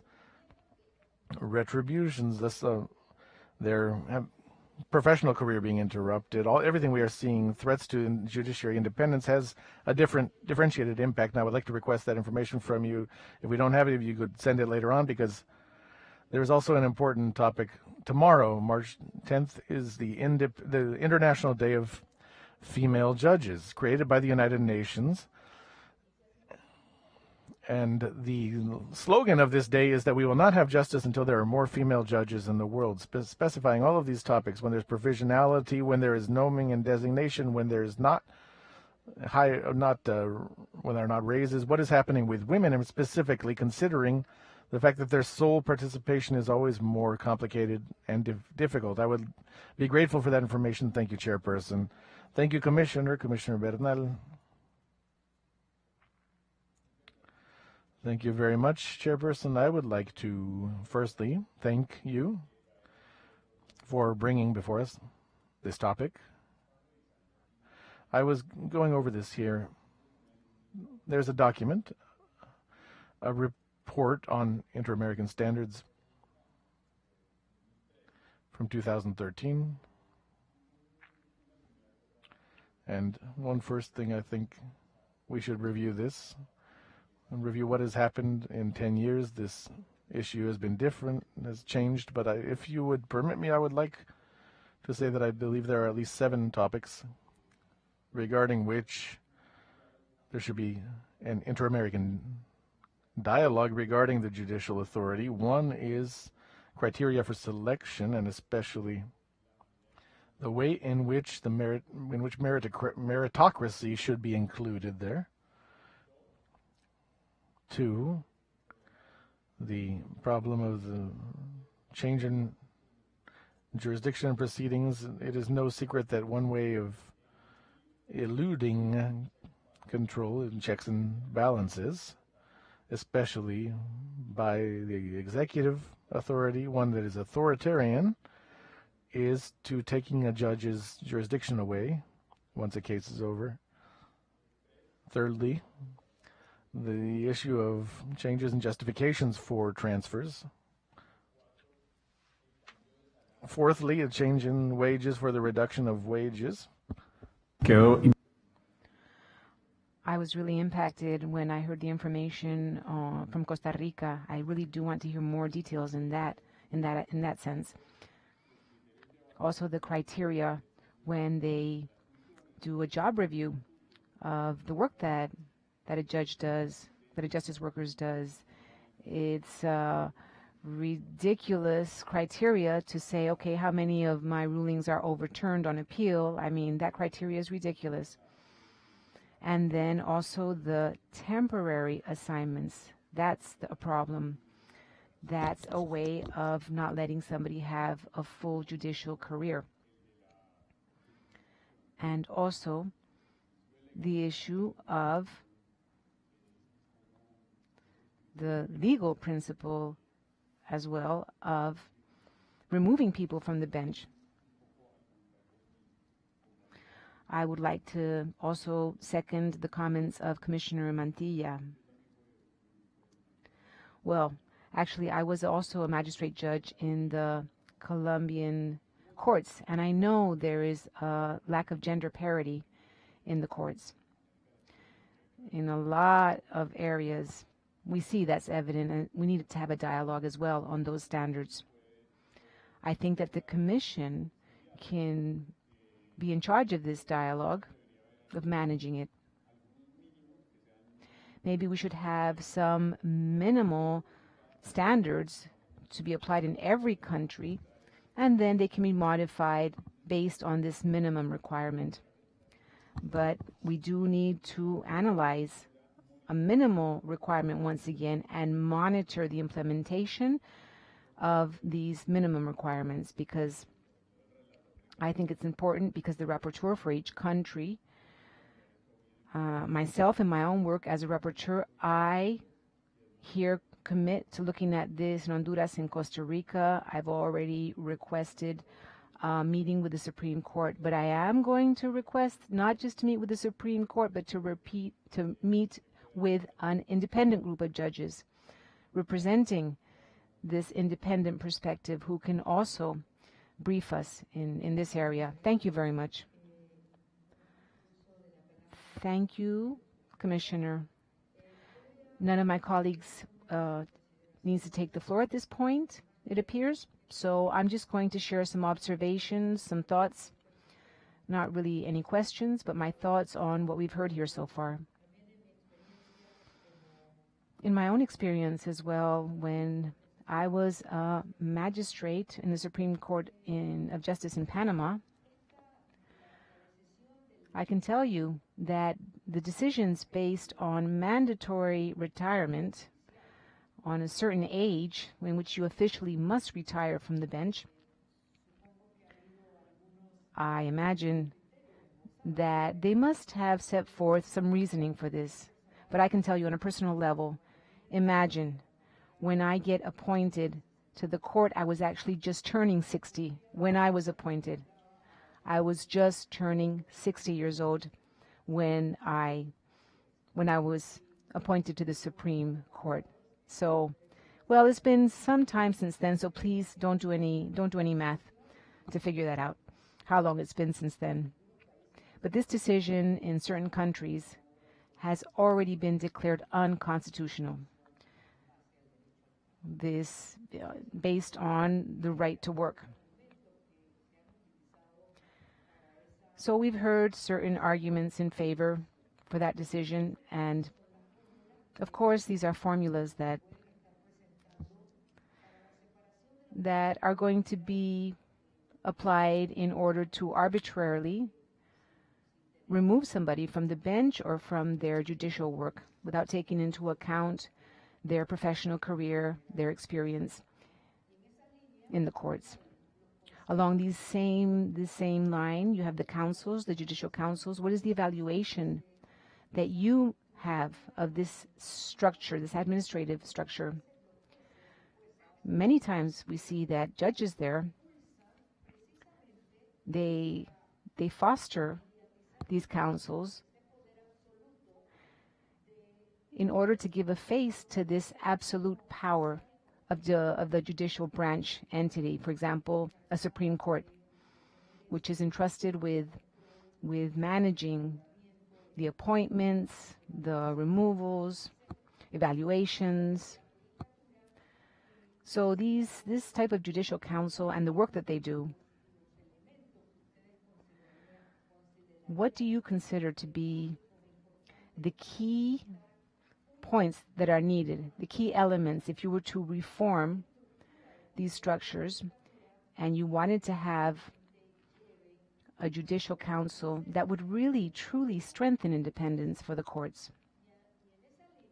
Along those same lines, when we evaluate, well, I've always said that there are two types of independence. There's internal judiciary independence and there's external independence.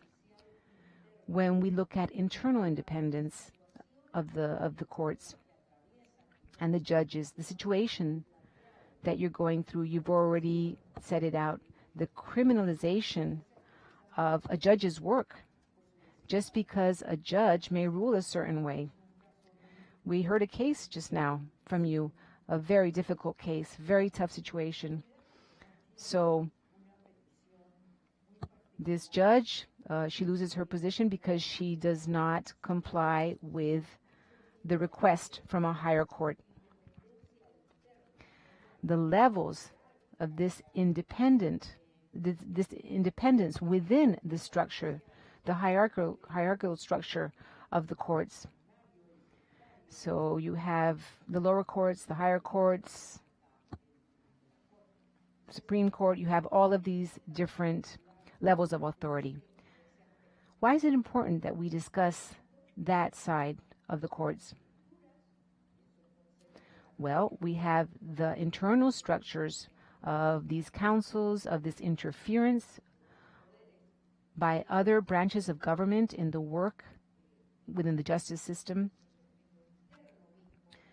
and interference within the internal structure of the Department of Justice, the system of justice. It is the superior, it is the person that is at a higher rank who will pressure those working under them to take certain decisions. The external independence is the independence from other branches of government, avoiding their interfering as executive branch, as the legislative branch, trying to influence them in the decisions that they make as judges.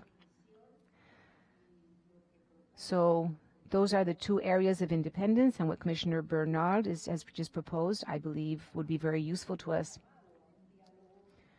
We need to convene inter-American dialogue for all the judges in this area. I do know of your organizations.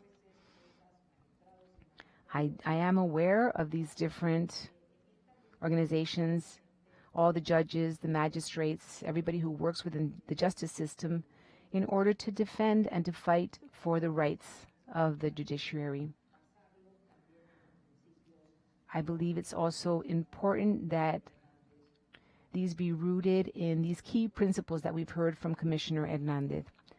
And of course, what we heard from Commissioner Yulisa in the sense of women within the systems of justice and all of the relationships that they have in these different power structures. So we're looking forward to receiving this information from you. We want to receive everything in writing so that we may further analyze some of these specific items. Once again, I give you the floor for 20 minutes.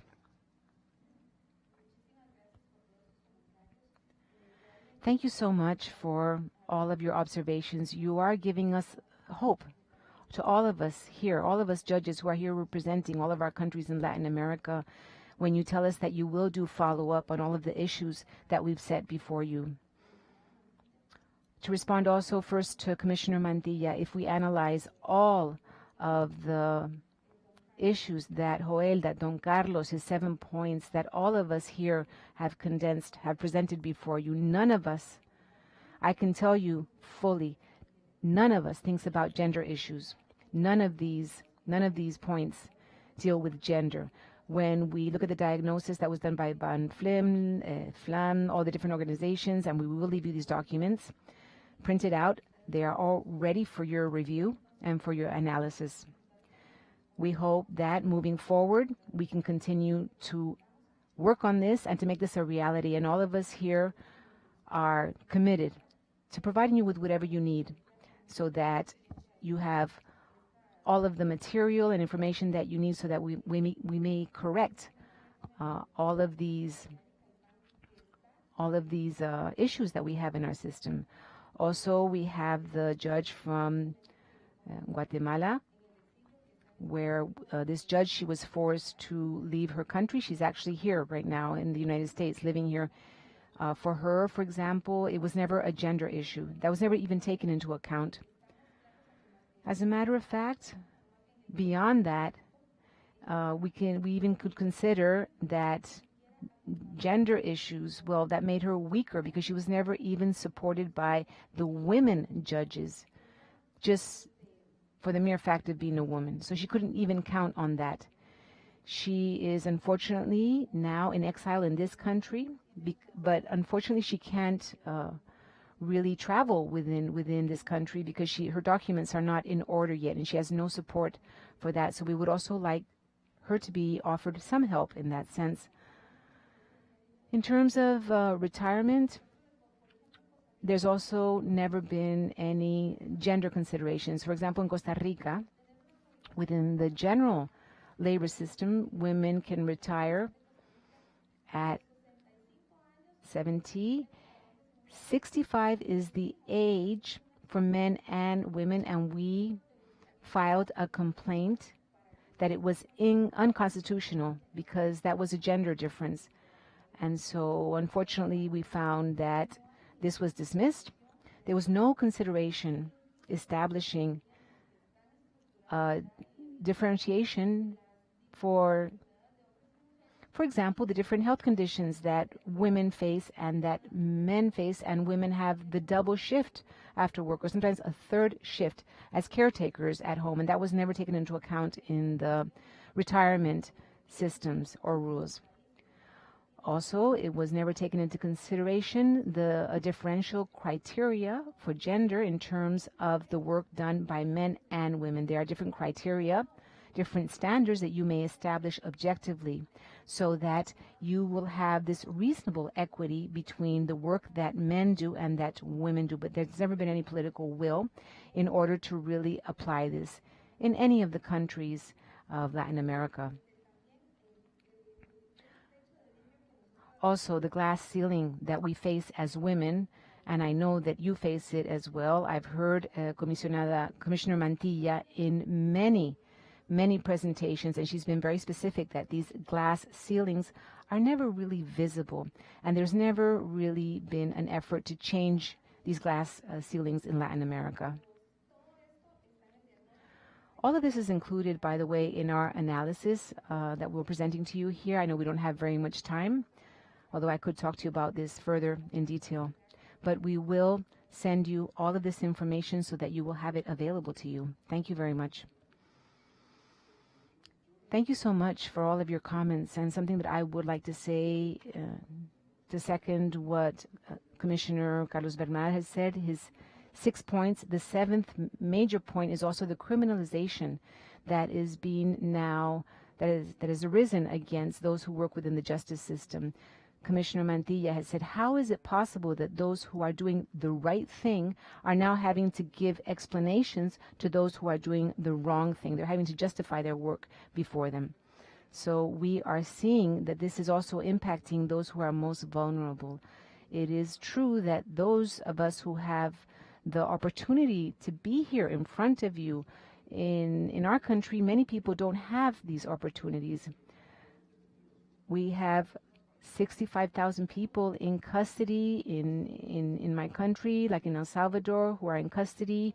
Many are losing their lives because of these circumstances. They don't have due process. There's something happening there that should never happen in a democratic country. And the conditions that we see in countries like Guatemala, the criminalization, obviously the most impacted are women.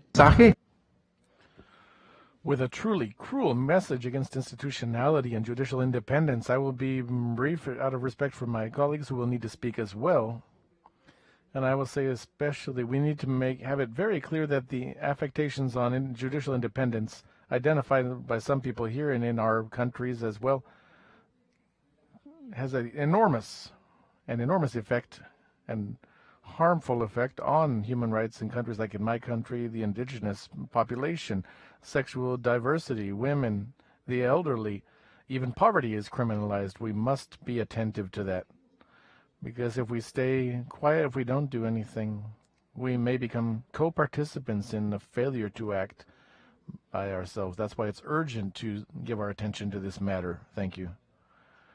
Well, thank you, everyone, for your observations regarding gender. My country in particular, the absolute majority of judges are women.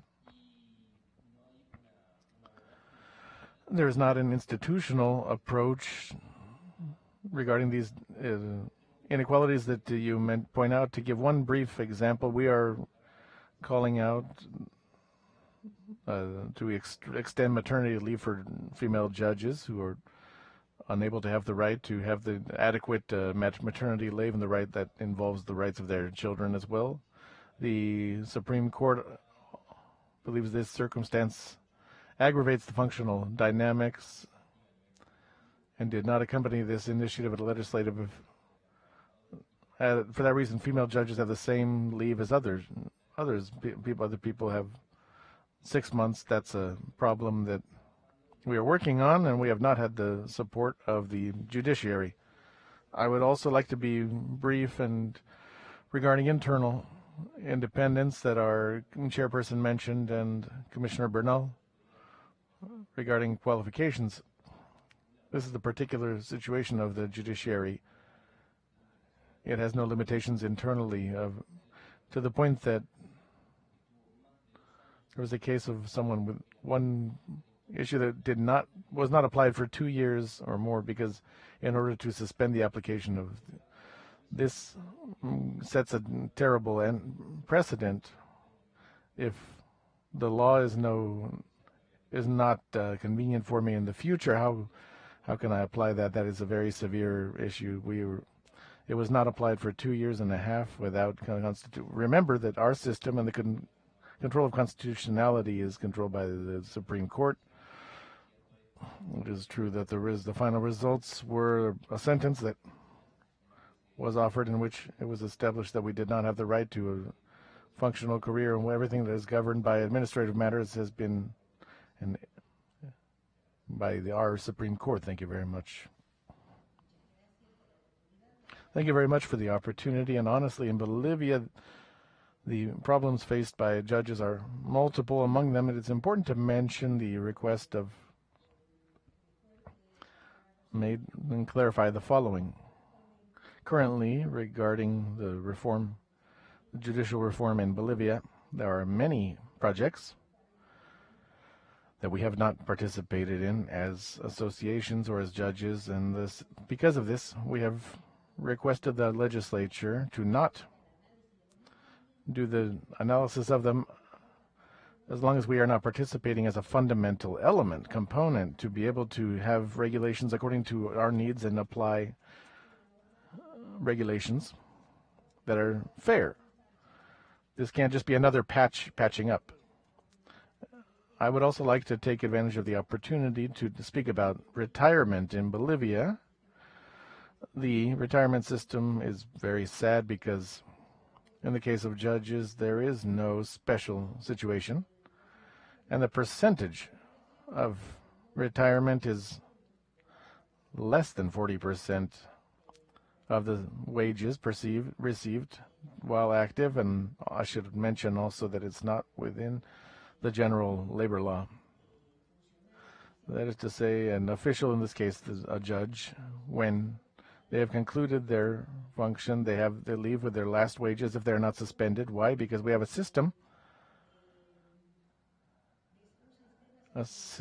of sanctions regarding the disciplinary regimen, which is quite draconian and harms our rights and is being observed, and it is a part of our project that we are working on within the reform of 025, which is the law of judicial organization. I would also like to speak about women currently.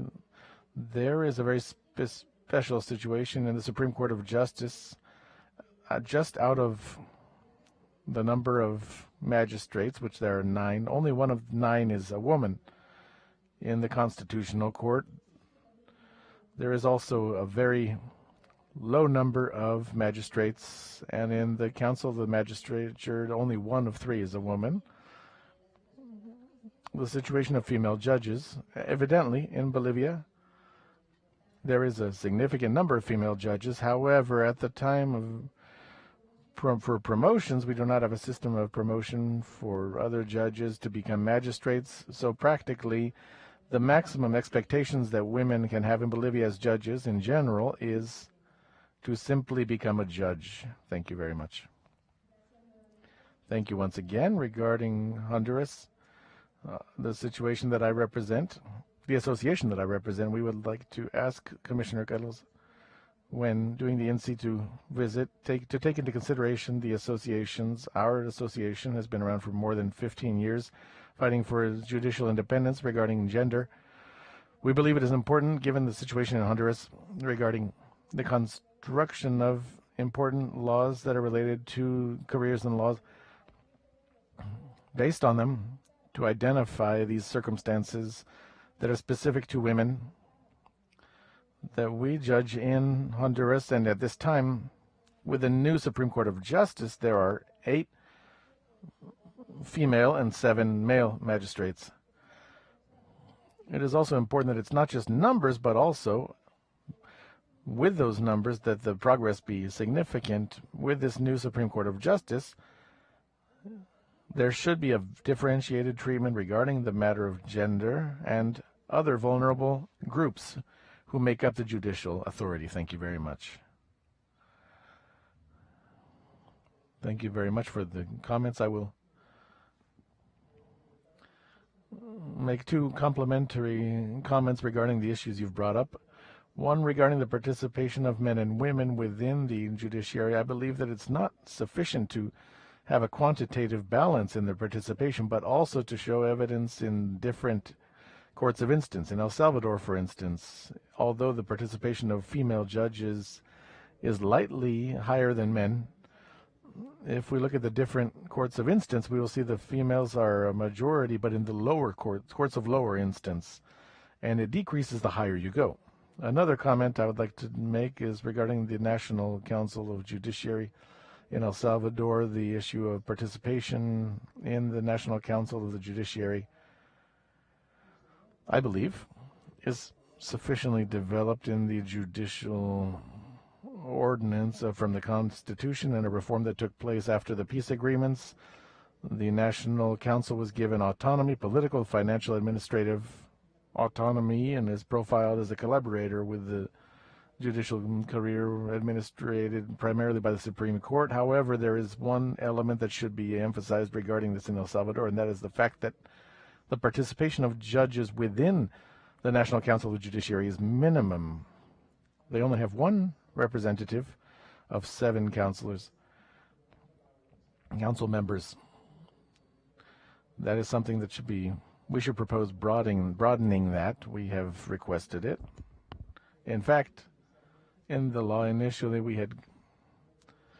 it was stated that you could not be president of the council as the representative of the judges. However, the Constitutional Court declared that unconstitutional. Now it is permitted to become president or chairperson for the representative of judges. Thank you very much.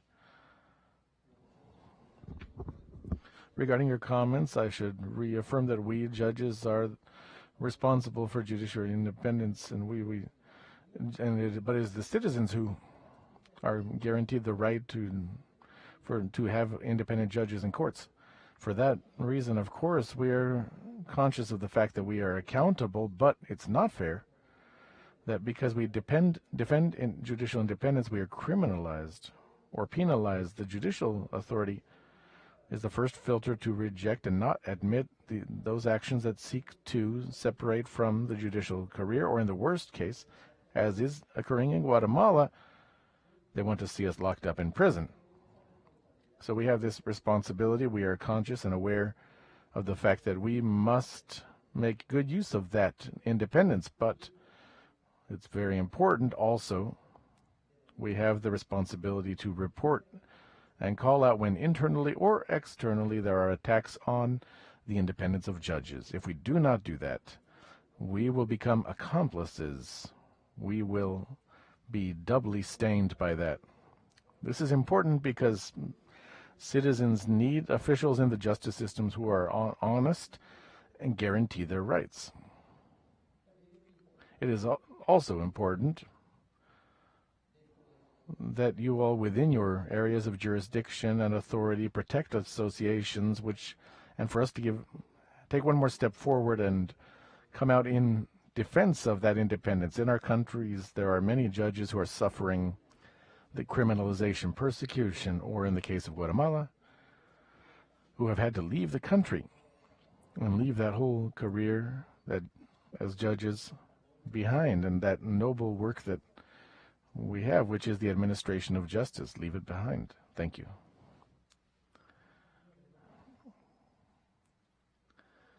You still have 1 minute, but it's okay. We're going to conclude this hearing. I would like to finally point out since this hearing is public and is recorded, this call to states, those who are here who have made use of this medium to communicate with the Inter-American Commission. They should not be subjected to any sort of restriction or of indications affecting their safety, freedom. And if anything should happen, please let us know immediately as the Inter-American Commission to handle those situations. We will be concluding, thanking quite specially you all for your work, your commitment, but especially the fact that you are currently defending as the operators of justice. When we decide something, we are exercising that noble mission of handling the reports and complaints made by the people to us, and we handle those cases with adherence to the law and however, that also involves our own responsibility to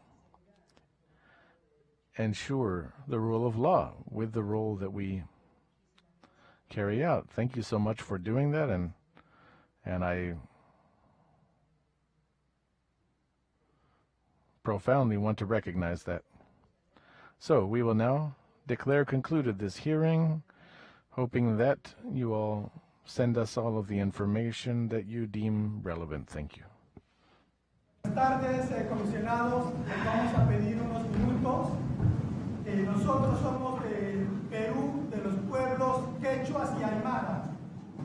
Nosotros les pedimos a todos los comisionados, por favor, que nos regalen un par de minutos. Es muy importante. Quería pedirle a la comisionada Martínez, pero creo que ha salido Mantilla. Lo que queríamos es de que no se criminalice en el Perú las protestas de las mujeres que van con sus bebitos. En el Perú, hoy en día, el gobierno quiere criminalizar las protestas cuando las mujeres van a marchar y llevan a sus bebés en las espaldas, las mujeres indígenas. Y el gobierno está pidiendo que se criminalice por simplemente llevar a sus bebés en las espaldas. Pedimos que la comisión, por favor, tome en cuenta eso. También nosotros estamos aquí pidiendo que toda la gente, todos los pueblos hermanos de Latinoamérica, Centroamérica, de América del Norte, levanten su voz en contra de lo que está sucediendo en el Perú. En el Perú está sucediendo un genocidio. El gobierno está sacando al ejército a asesinar a jóvenes, jóvenes de 14 años, 12 años, 15 años, mujeres. Nosotros pedimos su solidaridad, no solamente a la comisión, sino a todos los hermanos de toda Latinoamérica. Queremos que nuestra voz sea escuchada, que nuestra voz sea llevada por todos los comisionados que están aquí presentes. En el Perú, por favor, infórmense a través de las redes sociales que en el Perú está habiendo un genocidio. El ejército en menos de 3 meses ya ha asesinado con armas de guerra a cerca de 100 personas, 100 peruanos indígenas, hermanos indígenas como nosotros, de habla quechua, de habla aymara. Entonces, por favor, pedimos su solidaridad, por favor, y que tomen en cuenta todos los miembros de la comisión, todos los comisionados, que por favor impidan que el gobierno peruano criminalice las marchas de las mujeres que están yendo a manifestar.